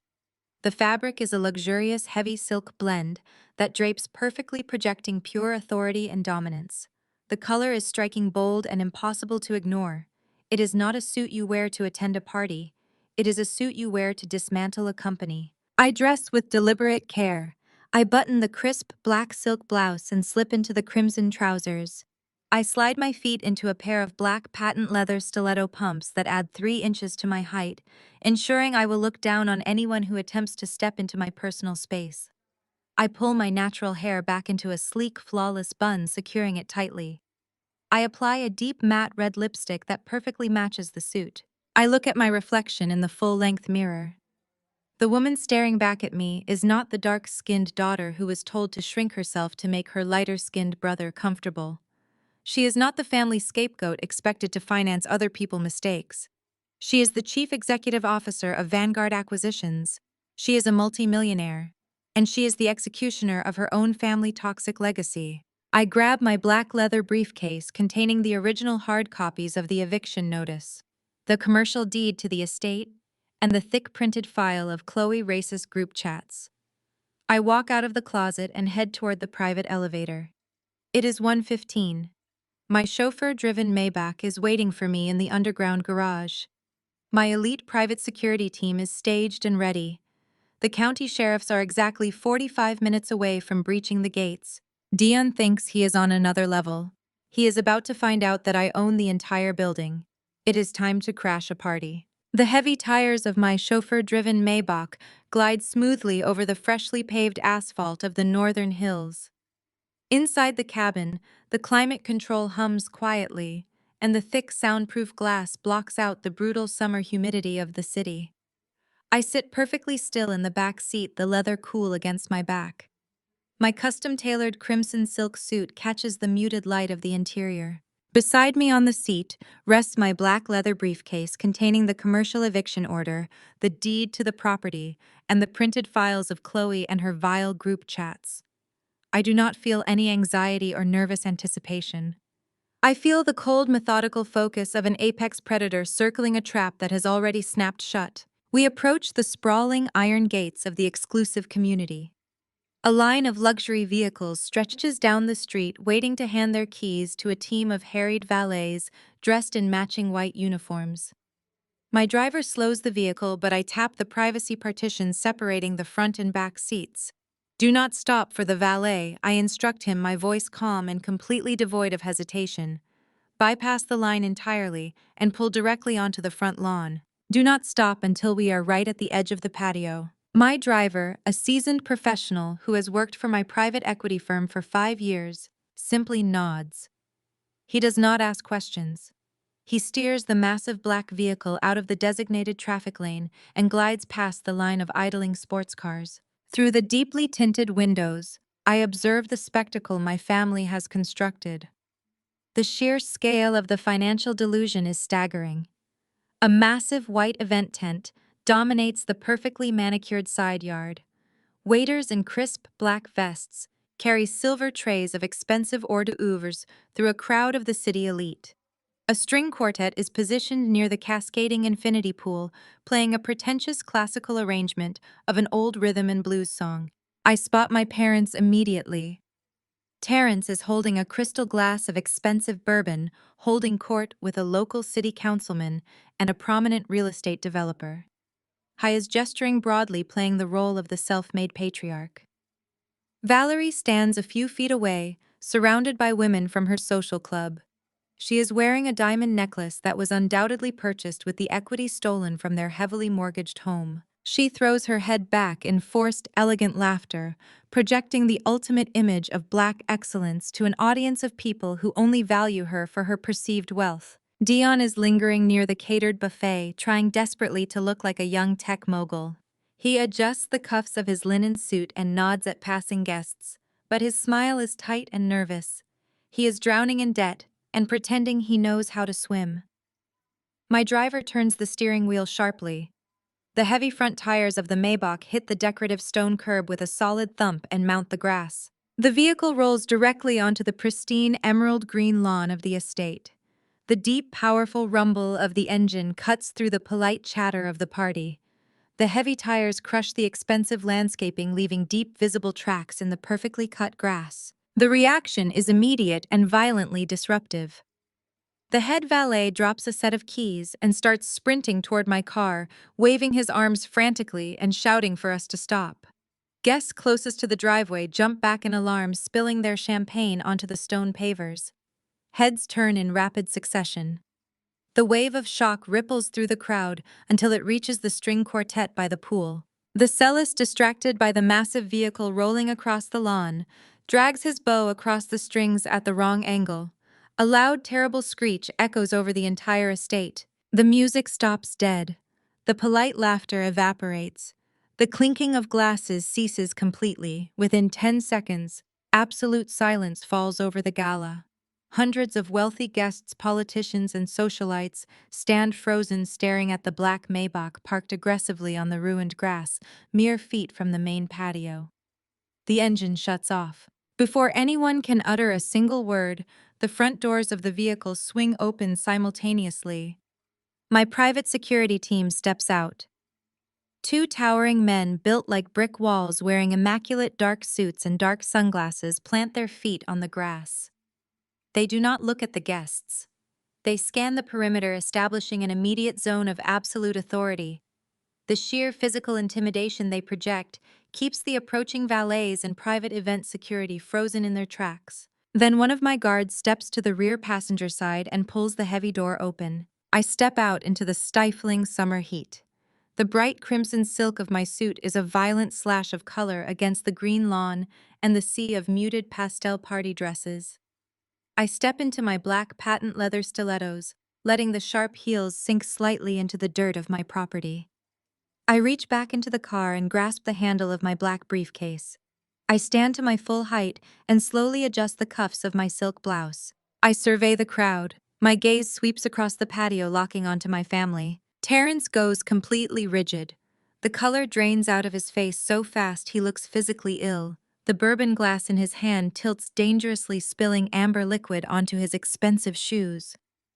Valerie drops her hand from her diamond necklace and takes a stumbling step backward, bumping into a waiter. Her eyes are wide with unadulterated terror. They know I did not come here to celebrate. They know I came here to execute them. Dion looks like he is going to pass out.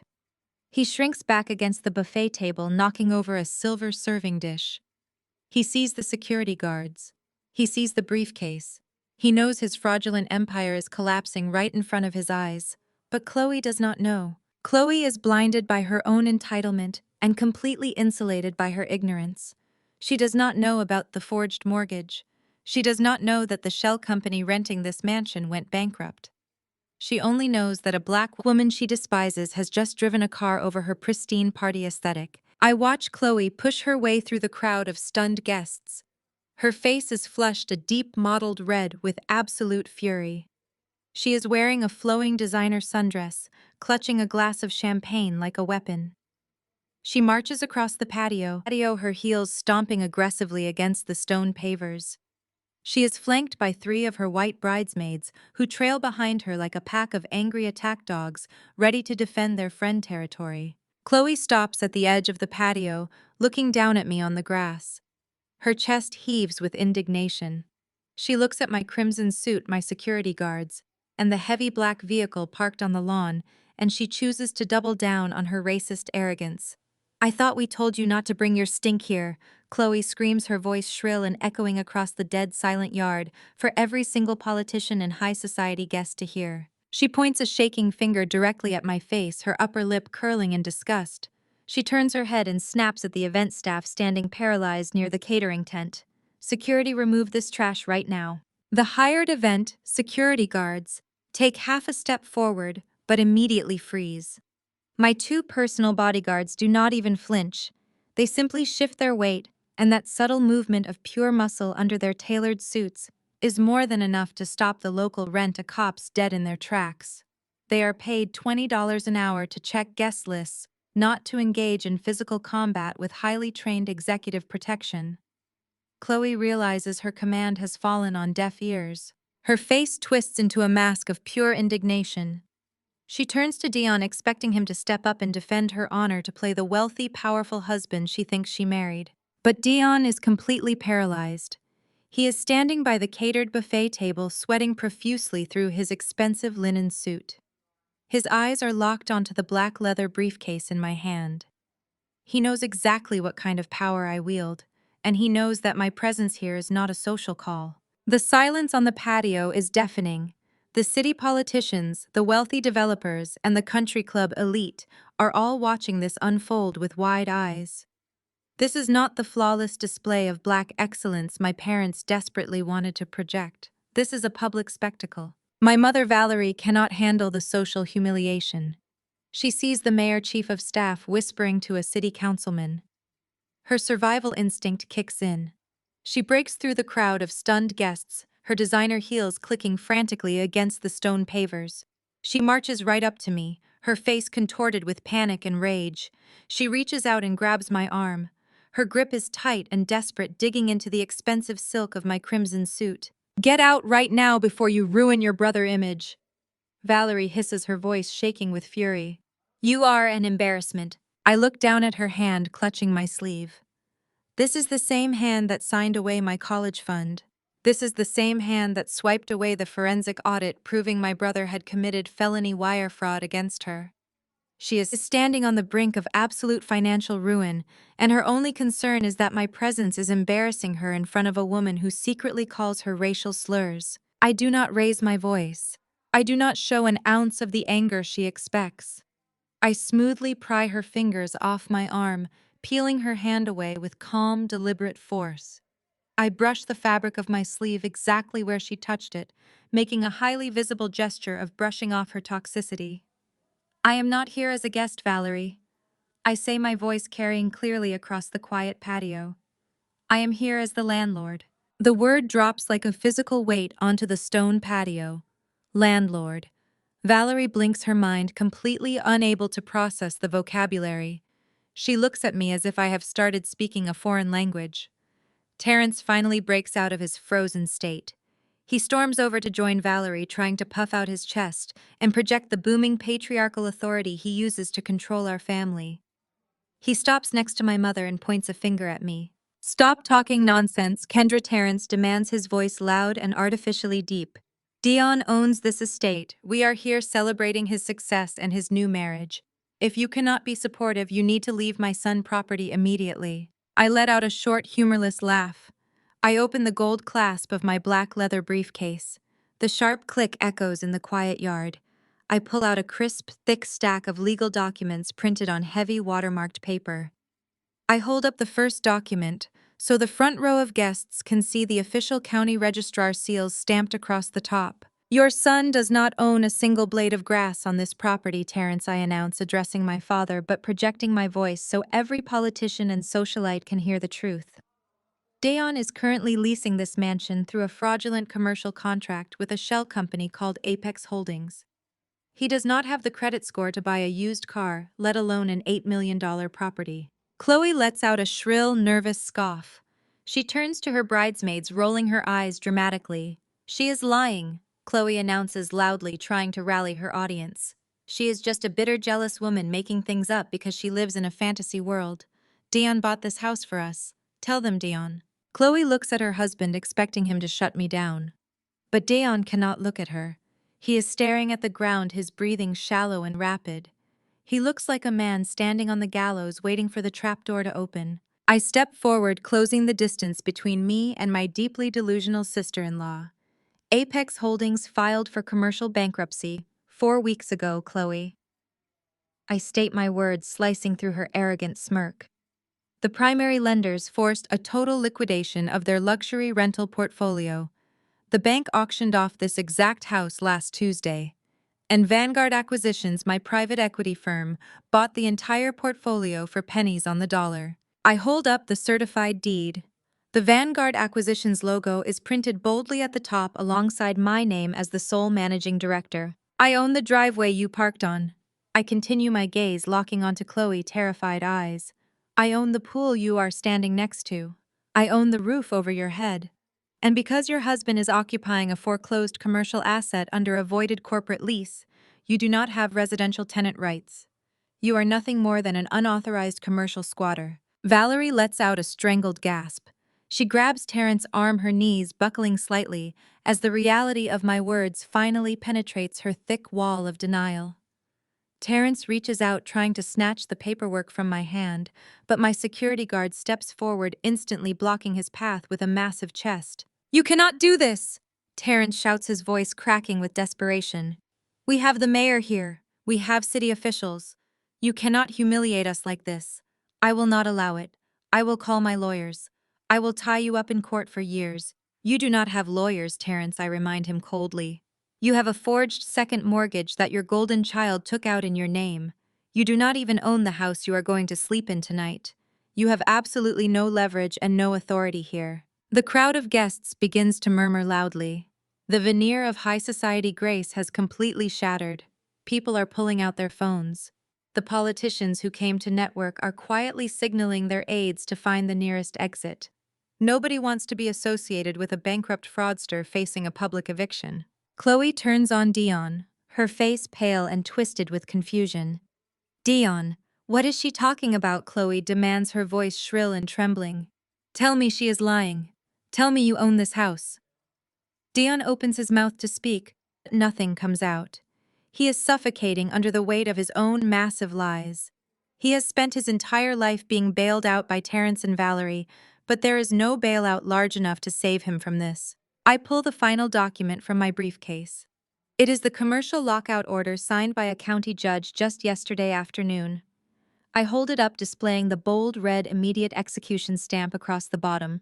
"I am not here to negotiate, Terrence," I say, looking at my father. "I am here to clean house." Before anyone can process the absolute finality of my statement, a sharp, piercing sound cuts through the thick, humid air. It starts as a distant wail and rapidly grows into a deafening mechanical scream. The guests on the patio turn their heads toward the grand sweeping driveway. 4 county sheriff vehicles come speeding through the open iron gates. Their tires screech against the pavement as they fan out, forming a barricade across the front entrance. Right behind them, 2 massive commercial moving trucks rumble onto the property. The flashing red and blue lights of the police cruisers wash over the manicured lawn, reflecting off the caterer's silver chafing dishes and illuminating the terrified faces of my family. The flashing red and blue lights of the county sheriff cruisers slice through the heavy summer humidity, casting harsh, frantic shadows across the pristine white event tent. The synchronized wail of the sirens bounces off the manicured hedges and the cascading infinity pool, completely drowning out the polite chatter of the city elite. For a fleeting second, the entire Juneteenth gala is frozen in a surreal tableau. The string quartet sits paralyzed, with their bows hovering above their instruments. Waiters balance silver trays of catered food like statues. The wealthy politicians and country club socialites stare in absolute bewilderment as the heavy armored vehicles tear up the expansive driveway. 2 massive commercial moving trucks rumble menacingly behind the police cruisers, their air brakes hissing loudly as they block the main exit. The message is physical and it is absolute. Nobody is leaving with anything that does not belong to them. The lead sheriff steps out of the primary cruiser. He is a tall, broad-shouldered man with a no-nonsense demeanor that immediately commands the space. He does not care about the designer dresses or the bespoke linen suits surrounding him. He cares about the legally binding commercial eviction order sitting in the passenger seat of his vehicle. He reaches into the cabin and retrieves a heavy black and yellow bullhorn. He flips the switch and the device emits a sharp, piercing squeal of feedback that makes several guests cover their ears in distress. By order of the county court and the Commercial Bankruptcy Division, this property is officially foreclosed and under the immediate legal possession of Vanguard Acquisitions. The sheriff announces, his electronically amplified voice booming over the expansive lawn. All residents, guests, and event staff are trespassing on private commercial property.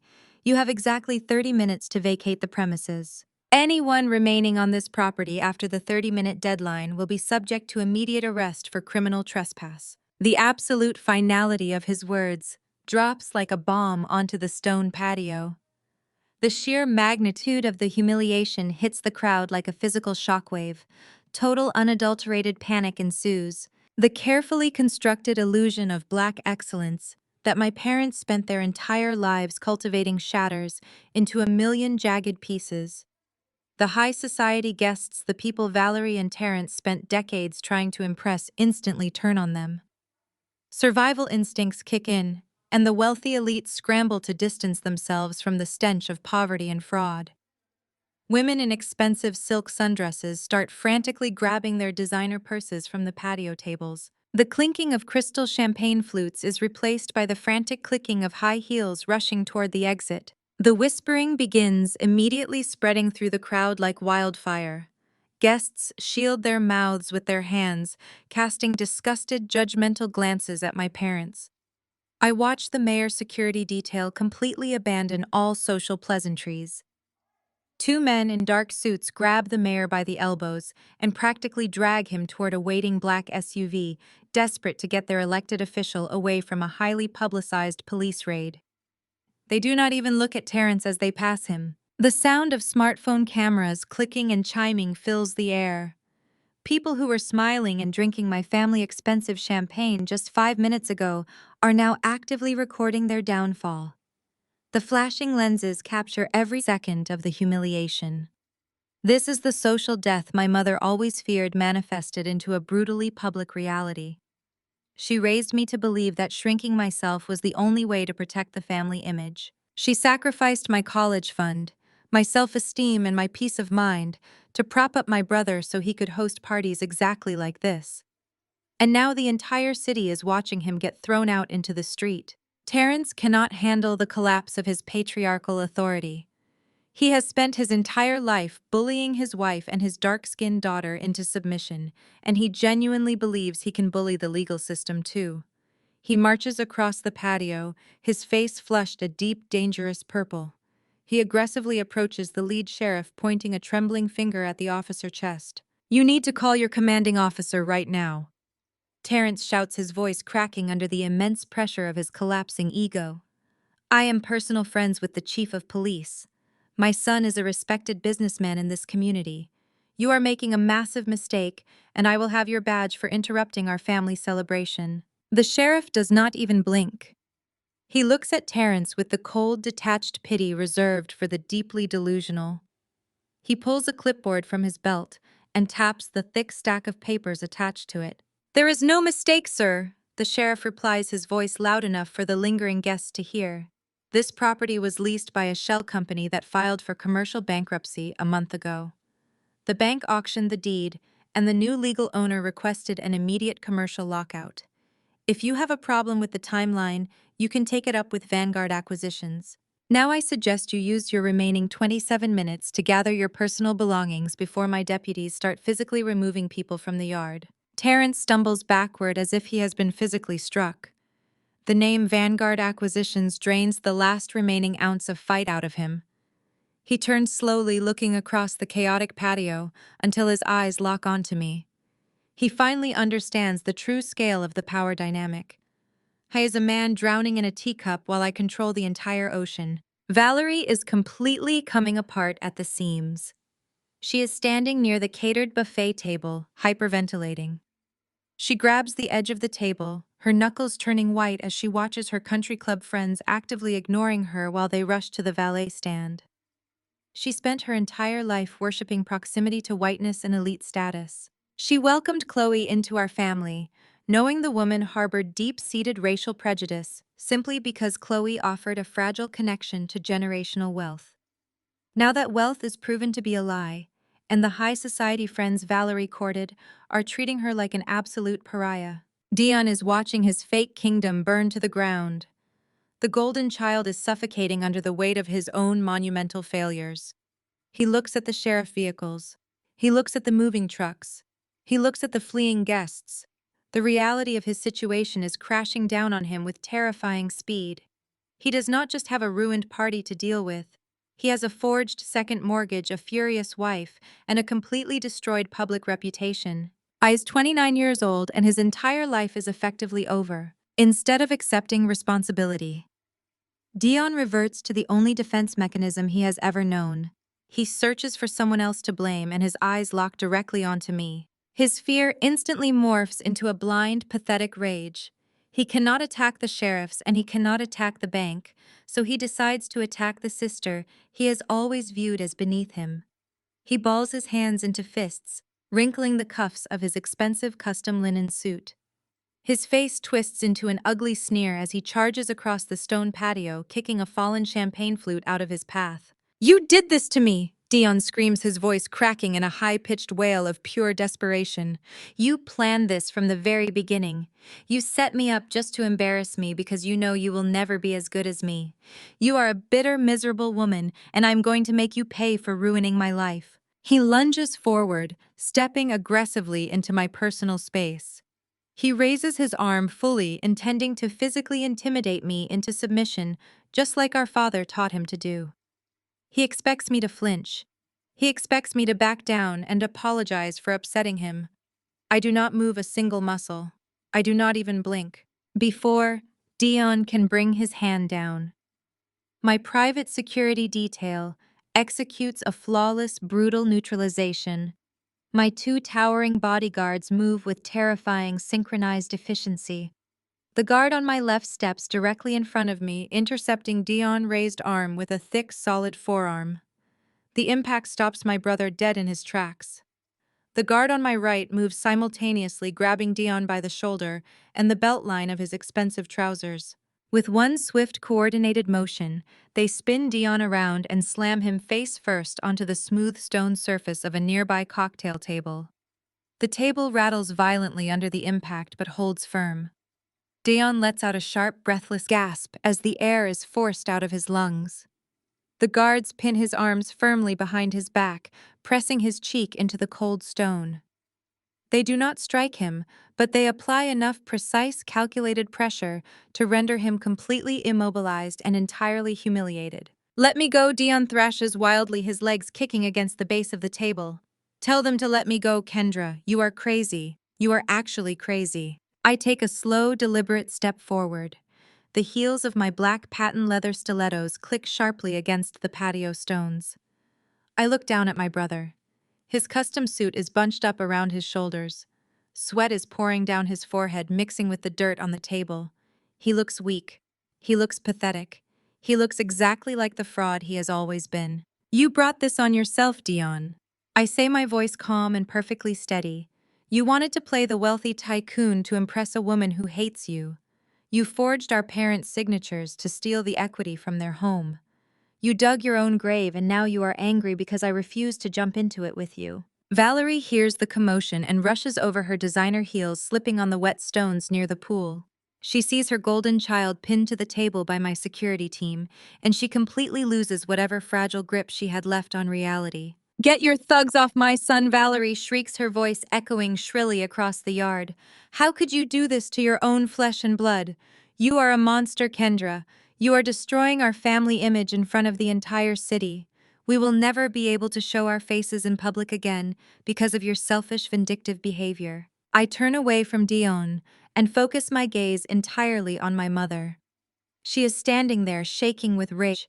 defending a man who committed felony wire fraud against her simply because he shares her preference for lighter skin and superficial social climbing. She has the audacity to stand in the middle of a foreclosed property surrounded by fleeing guests and lecture me about the family image. I square my shoulders, projecting absolute dominance in my tailored crimson suit. I look at Valerie and Terrence, who has just stumbled over to join her. I look at Chloe, who is standing a few feet away watching her fake billionaire husband squirm on a cocktail table with a look of pure disgust on her face. "You want to talk about who ruins the family image?" I ask loudly, ensuring my voice carries to the remaining guests and the sheriff securing the perimeter. "You want to talk about who brings shame and embarrassment to this legacy?" I raise my right hand in the air and snap my fingers, a sharp echoing crack that cuts through the ambient noise of the sirens and the chaotic murmurs of the crowd. Right on cue, my director of public relations, Maya, emerges from the back seat of my idling Maybach. She walks across the ruined grass with swift, purposeful strides. She is not carrying a small, subtle folder. She is carrying a massive, heavily bound stack of thick presentation paper. The documents have been printed in high-definition color, and the text has been enlarged to 36-point font, ensuring that every single word is legible from across the patio. Maya steps forward, moving right past the struggling form of my brother and the horrified faces of my parents. She walks directly to the center of the catered buffet table, pushing aside a silver platter of untouched hors d'oeuvres. With a forceful, dramatic motion, Maya drops the massive bound stack of printed screenshots directly onto the center of the buffet table.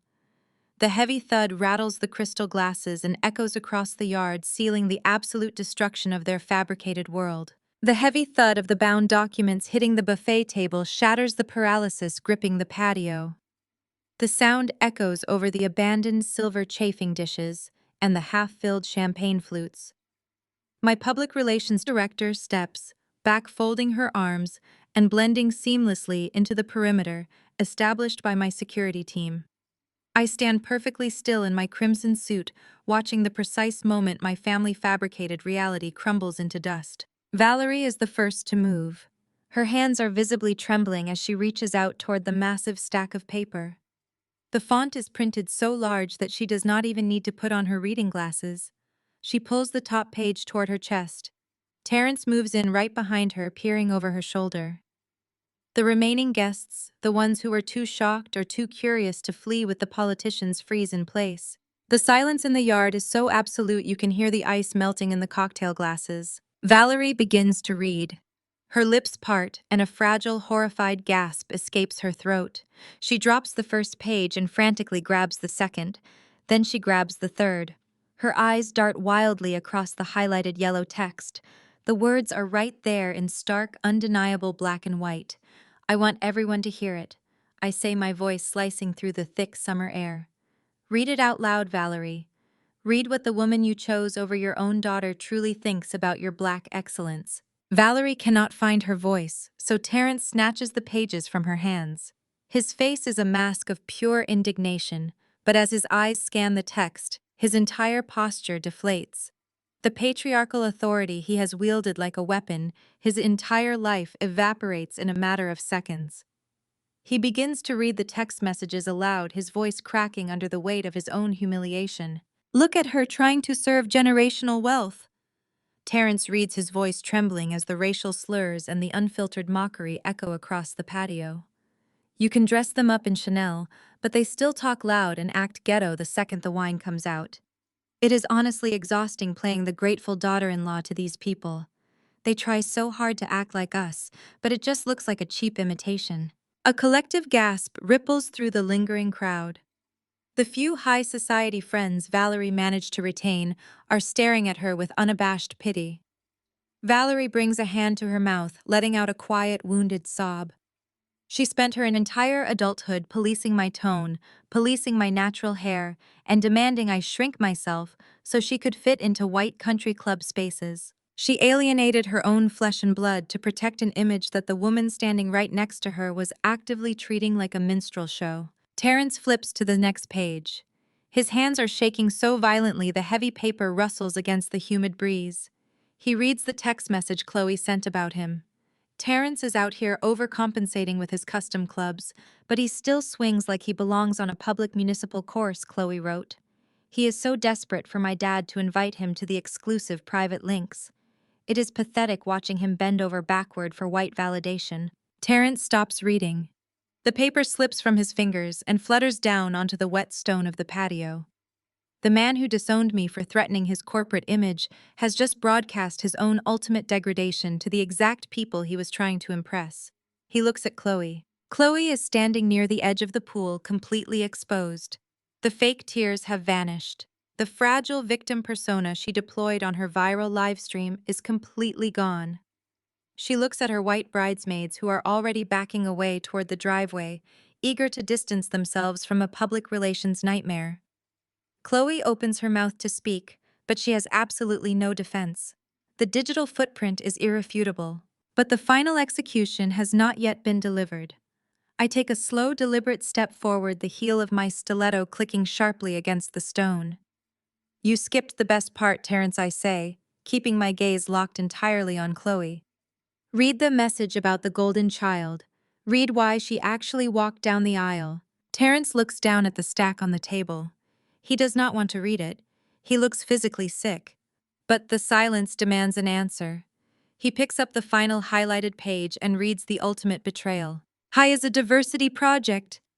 Terrence reads, his voice barely above a whisper. I am walking down the aisle because my dad is drowning in vendor debt, and Dion is the ultimate placeholder. His sister Kendra is the sole owner of Vanguard Acquisitions. She is worth hundreds of millions. Dion is an idiot, but he is easily manipulated. I just have to play the supportive wife long enough to get Dion to leverage his sister firm. Once Vanguard saves my dad, I am taking half of whatever Dion manages to squeeze out of his parents and filing for divorce. I just have to tolerate the stink for a little while longer. Terrence drops the paper. He turns slowly, looking at his son. My security guards have stepped back, leaving Dion slumped against the edge of the cocktail table. He is clutching the commercial foreclosure documents the lead sheriff handed him just moments ago. He is breathing in rapid, shallow gasps. The man who sent me a text message bragging about being on another level is currently suffocating under the weight of his own monumental failures. Dion. Terrence barks, his voice finding a brief, desperate surge of anger. You brought this woman into my house. You let her speak about your mother this way. You let her use this family. But Dion cannot even process the racism.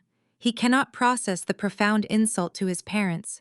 His eyes are glued to the Vanguard Acquisitions logo printed at the top of the eviction notice. He is staring at the undeniable proof that he is completely broke. He looks up at his father, his face pale and slick with sweat. Dad, the house, Dion stammers, holding up the eviction paper. She bought the house. Kendra bought the house. We do not have anywhere to go. The mortgage money is gone. Chloe hears the words and her entire demeanor shifts.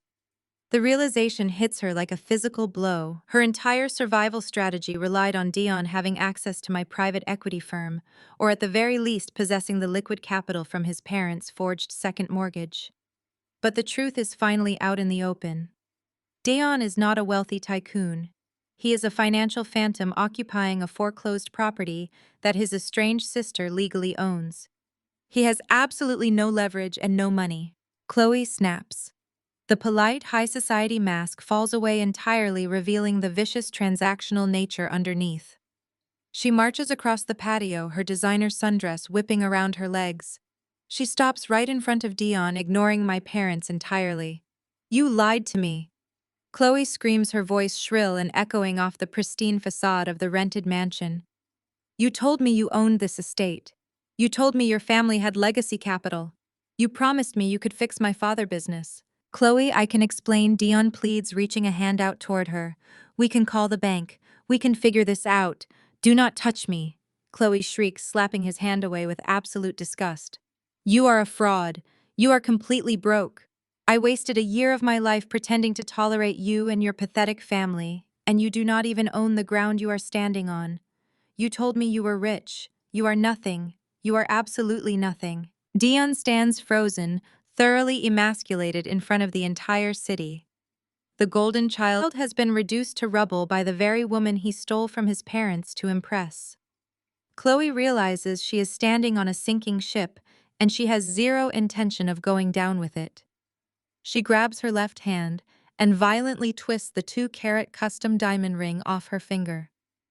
The ring, bought with the stolen equity of my parents' home, catches the afternoon sunlight for a brief second. Chloe throws the ring directly at Dion's chest. The heavy diamond strikes his lapel and bounces off, falling into the manicured grass near my feet. I am filing for divorce in the morning. Chloe spits out her chest, heaving with fury. Do not ever contact me again. She turns on her heel and breaks into a sprint. She runs across the ruined lawn, completely ignoring the sheriffs, the remaining guests, and her humiliated husband. She reaches her luxury car parked in the driveway, yanks the door open, and throws herself into the driver's seat. The engine roars to life. She slams the car into gear and peels out of the estate, the tires screeching loudly against the asphalt as she abandons him in front of the entire city. The roar of Chloe's high-performance engine fades down the winding canyon road, leaving behind a suffocating heavy silence on the stone patio. Dion stands completely frozen, watching the empty wrought iron gates where his wife just disappeared. The reality of his abandonment hangs thick in the humid summer air. He has spent his entire life being the center of attention, the golden son who could do no wrong. Now he is standing on a foreclosed property, covered in the wreckage of his fake marriage and his fraudulent wealth. I watch his shoulders heave as he struggles to draw a single breath. The remaining guests have completely retreated to the edges of the lawn, treating him like a highly contagious disease. Even Terrence and Valerie remain paralyzed, unable to process how rapidly their carefully curated world has been annihilated right in front of their eyes. Slowly, Dion turns his head. His eyes lock onto mine. The profound devastation on his face morphs into something incredibly ugly and violently entitled. He cannot accept that his own actions brought him to this exact moment. He has never been taught accountability. For 29 years, our parents shielded him from every consequence, paying off his debts and rewriting his massive failures as minor setbacks. He needs a scapegoat. I need someone to blame for the fact that his wealthy white bride just threw his stolen diamond ring into the dirt and left him to face the authorities alone. His gaze moves from my tailored crimson suit to the stack of printed text messages resting on the buffet table. He points a shaking finger at me. His face contorts with a blind, pathetic fury. You ruined my life, Dion screams. His voice is a guttural, animalistic sound that shatters the quiet of the estate. You drove her away. You planned this whole thing just to take away the only person who ever loved me. You are a miserable, bitter woman, and I'm going to destroy you. He is not making sense, but logic has completely abandoned him. He takes a step forward, then another, breaking into a frantic, uncoordinated sprint directly toward me. He raises his fists, fully intending to strike me down, to physically punish me for stripping away his illusion of grandeur. He expects me to flinch. He expects me to step backward and cower, just like our parents always taught me to do whenever the golden child threw a tantrum. I do not take a single step backward. I do not blink. I stand my ground because I know exactly how this sequence plays out. My private security guards shift their weight, preparing to intercept him, but they do not even have to lift a finger. The lead county sheriff moves with blinding speed. He crosses the stone patio in 3 massive strides, stepping directly into Dion's path. Dion is so blinded by his irrational rage that he does not even register the massive law enforcement officer, until it is entirely too late. The sheriff grabs Dion by the collar of his custom linen suit and the back of his expensive leather belt. With a forceful, fluid motion, the sheriff spins my brother around and slams him face first against the heavy glass top of a patio dining table. The impact knocks the wind out of Dion in a sharp, violent gasp. Silverware and crystal glasses clatter to the ground, shattering across the stone pavers. Dion thrashes wildly, trying to pry his face off the glass, but the sheriff drives a heavy knee into the back of Dion's thigh, pinning him completely to the table. The sharp, metallic ratcheting sound of heavy steel handcuffs locking securely around my brother's wrists cuts through the dead air of the yard. "Get your hands off me!" Dion yells, his voice muffled and panicked against the glass tabletop. "I did not even touch her. You cannot arrest me for attempted assault. I am the victim here. She is the one trespassing and ruining my event." The sheriff yanks Dion up from the table, spinning him around so he is forced to face the horrified crowd. "I am not arresting you for assault," the sheriff says, his voice booming with absolute unyielding authority. "Dion Washington, you are under arrest for felony wire fraud, aggravated identity theft, and federal bank fraud. You have the right to remain silent, and looking at this crowd, I highly suggest you use it." Terrence lets out a strangled cry, taking a desperate step forward. "Officer, there must be a mistake," my father pleads, holding up his hands in a placating gesture. "This is a family dispute over a commercial property lease. It is just a misunderstanding about the eviction timeline. You do not need to arrest my son. We can clear this up right now." The sheriff looks at Terrence with absolute disgust. "This arrest has nothing to do with the commercial eviction order, sir. This arrest warrant was issued by a federal judge an hour ago. We received a direct referral from the Federal Bureau of Investigation this morning regarding a forged second mortgage and the illegal wire transfer of hundreds of thousands of dollars across state lines. The bank provided the forensic financial audit directly to the authorities." Dion stares at me, his eyes wide with absolute sheer terror. The false bravado has completely evaporated, leaving behind nothing but raw panic. He finally realizes that the digital audit I showed our parents on my tablet last night was not a bluff to win a kitchen argument. It was a courtesy notification of his impending federal prosecution. I did not just call his bluff. I called the federal authorities and handed them the smoking gun. "You called the FBI on your own blood," Terrence shouts, his voice cracking with disbelief as he turns his furious gaze on me. "You sent the federal government after your own brother." I looked directly at my father, my expression completely devoid of any sympathy or regret. "I protected my corporate assets and I reported a felony." I reply calmly, projecting my voice so the lingering politicians can hear every word. "Dion forged your signature and Valerie's signature to steal the equity out of your home. He committed a federal crime to buy a luxury sports car and a diamond ring for a racist woman who just called you a ghetto caricature to your face. If you want to defend a federal felon, that is your choice, Terrence.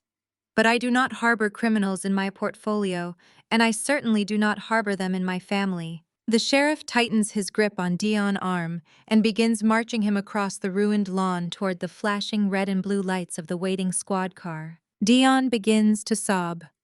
Real loud, ugly tears stream down his face as the crushing reality of a federal prison sentence falls squarely onto his shoulders.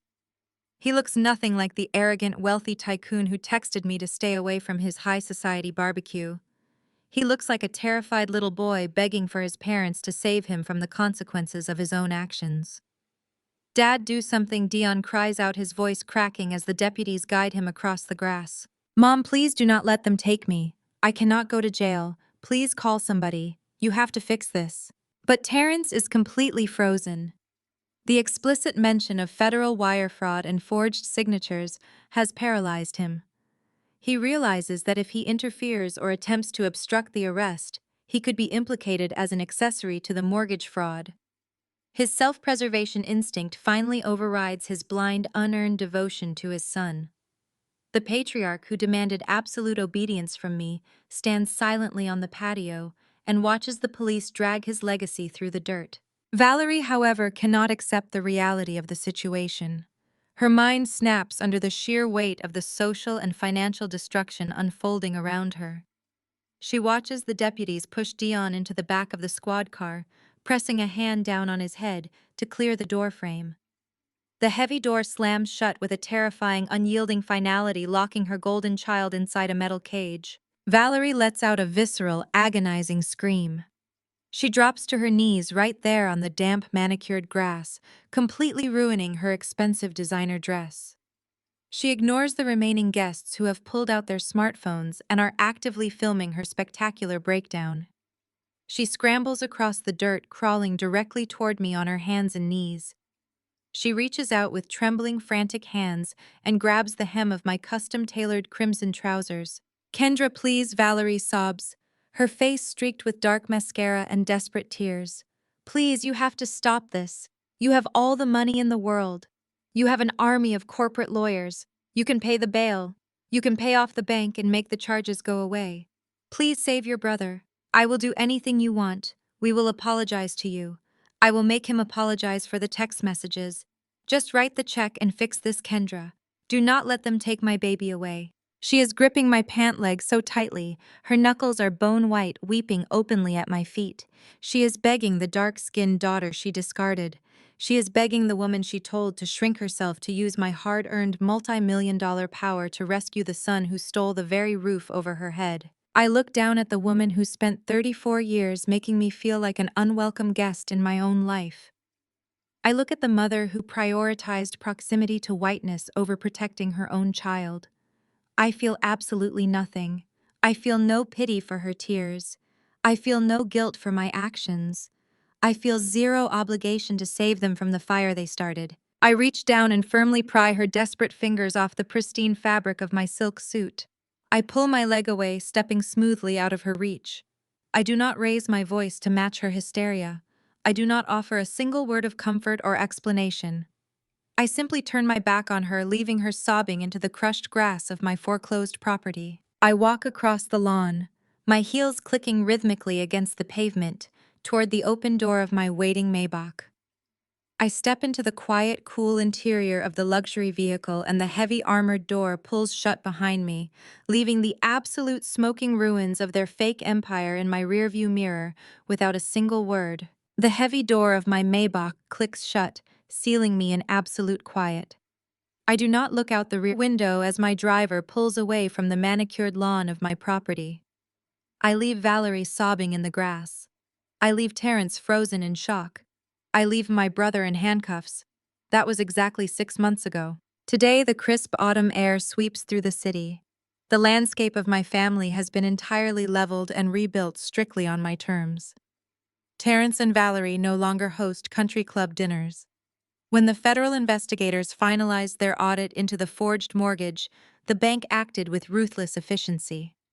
The bank seized the sprawling 6-bedroom home my parents cherished above their own daughter. They were evicted in broad daylight. Now they rent a cramped 2-bedroom apartment in a noisy complex on the outskirts of the city. Terrence lost his prestigious golf club membership because he could not pay the monthly dues. Valerie no longer wears her signature pearls because she had to pawn them to cover their mounting legal defense fees. They gambled their entire generational stability on a son who viewed them as a limitless bank account. Dion is currently residing in a federal correctional facility. The golden child is wearing a standard-issue uniform completely stripped of his tailored linen suits and his unearned arrogance. He tried to use his charming smile on the federal judge during his sentencing hearing, but the judge did not care about his light skin or his manufactured charisma. The judge cared about wire fraud and identity theft. Without my money to secure a high-powered defense team, Dion was forced to accept a harsh plea deal. He is serving a mandatory sentence. There are no bailouts in federal prison. He finally has to face the consequences of his actions every single day in an 8x10 cell. And then there is Chloe. The woman who weaponized her white tears on the internet discovered that the justice system does not run on social media likes. My defamation lawsuit hit her with the force of a wrecking ball. I did not settle out of court. I dragged her through a brutal public trial. The jury saw every single racist text message she sent. They awarded me a multi-million-dollar judgment that completely bankrupted her. Her father and his luxury brand were fully liquidated by Vanguard Acquisitions. I sold his assets for a massive profit and completely dissolved his company. Today, Chloe works a minimum wage retail job at a discount clothing store in a strip mall. A portion of every paycheck she earns is automatically garnished and routed directly into my corporate accounts to satisfy her legal debt. The woman who called my family a ghetto caricature now spends her days folding clearance sweaters and biting her tongue when customers yell at her. I am sitting at my desk in my brand new corporate headquarters. I pick up my personal cell phone and open my blocked messages folder. There are exactly 47 new voicemails from Terrence and Valerie. I tap the screen and listen to the most recent audio file. Valerie speaks and her voice fills the quiet office. Her tone is desperate and pleading. "Kendra, please answer the phone," Valerie begs through the speaker. "We have nothing left. Dion is miserable. We cannot afford the rent this month. You have proved your point. Please just forgive us and help your family. We are your blood." I look at the screen. I do not feel a single ounce of guilt. Blood does not entitle anyone to abuse. Blood does not give you a free pass to exploit, marginalize, and disrespect me. I press the delete all button. The voicemails vanish into the digital void. I tap the block contact feature, permanently severing their access to my peace. I set the phone down. I am completely, entirely free. I stand up from my desk and smooth the fabric of my custom emerald green evening gown. Tonight is not about looking backward. Tonight is about building the future. I walk out of my executive suite and step onto the glass elevator that takes me down to the grand ballroom of the Vanguard Acquisitions Tower. The doors open to a room filled with brilliant, vibrant energy. I am hosting an exclusive gala tonight, but the guest list does not include corrupt politicians or country club elites. The room is filled with 200 aspiring African American female entrepreneurs. These are women who have been told to shrink themselves, women who have been denied commercial loans, women who have had to work 3 times as hard just to get a seat at the table. I walk up to the main stage and take the microphone. The crowd falls silent, looking up at me with genuine respect and admiration. I do not give a long, winding speech. I prefer action. Tonight, Vanguard Acquisitions is proud to announce a new initiative. I tell the crowd, my voice ringing clear and strong. We are distributing $10 million in debt-free grants to the Black female founders in this room. We are going to build our own tables, and we are going to fund our own empires. The ballroom erupts in deafening applause. Women are cheering, hugging each other, and crying tears of pure, genuine joy. I am providing the exact financial support and mentorship that my parents purposely denied me. I am making sure the next generation of Black women never has to beg for a seat in a room they have the power to own. I step off the stage and let my executive team handle the grant distributions. I walk away from the noise and the flashing cameras, stepping out onto the massive wrap around penthouse balcony. The cool night air sweeps over me. The city's skyline stretches out in every direction, a sea of glittering lights and endless possibility. I accept a crystal flute of vintage champagne from a passing waiter. I walk to the glass railing and look out over the city. My mind wanders back to that Thursday morning exactly 6 months ago. I think about the toxic text message that started this entire chain of events. Dion had told me not to come to the cookout because Chloe said I would make the whole party stink. I take a slow, luxurious sip of the crisp, chilled champagne. I listen to the sounds of laughter and celebration echoing from the ballroom behind me. I am surrounded by fiercely intelligent women. I am protected by unshakable legal power. I am anchored by massive generational wealth that I built with my own 2 hands. I close my eyes and take a deep breath of the cool evening air. I smile, a genuine, bright, unbreakable smile. The only thing I smell is sweet, unbothered success. The most profound takeaway from this journey is that bloodline does not entitle anyone to your peace, your hard-earned success, or your sanity. For years, you might shrink yourself to fit into a toxic family dynamic, quietly accepting blatant disrespect while waiting for a validation that will never arrive. However, true power is realized the exact moment you stop seeking their conditional approval and start building your own independent empire. You cannot heal in the very environment that intentionally broke you. Walking away is never an act of defeat. It is your ultimate victory and greatest revenge. If you have ever had to cut ties with toxic family members to protect your peace and build your own empire, hit the like button, subscribe to the channel, and share your survivor story in the comments below.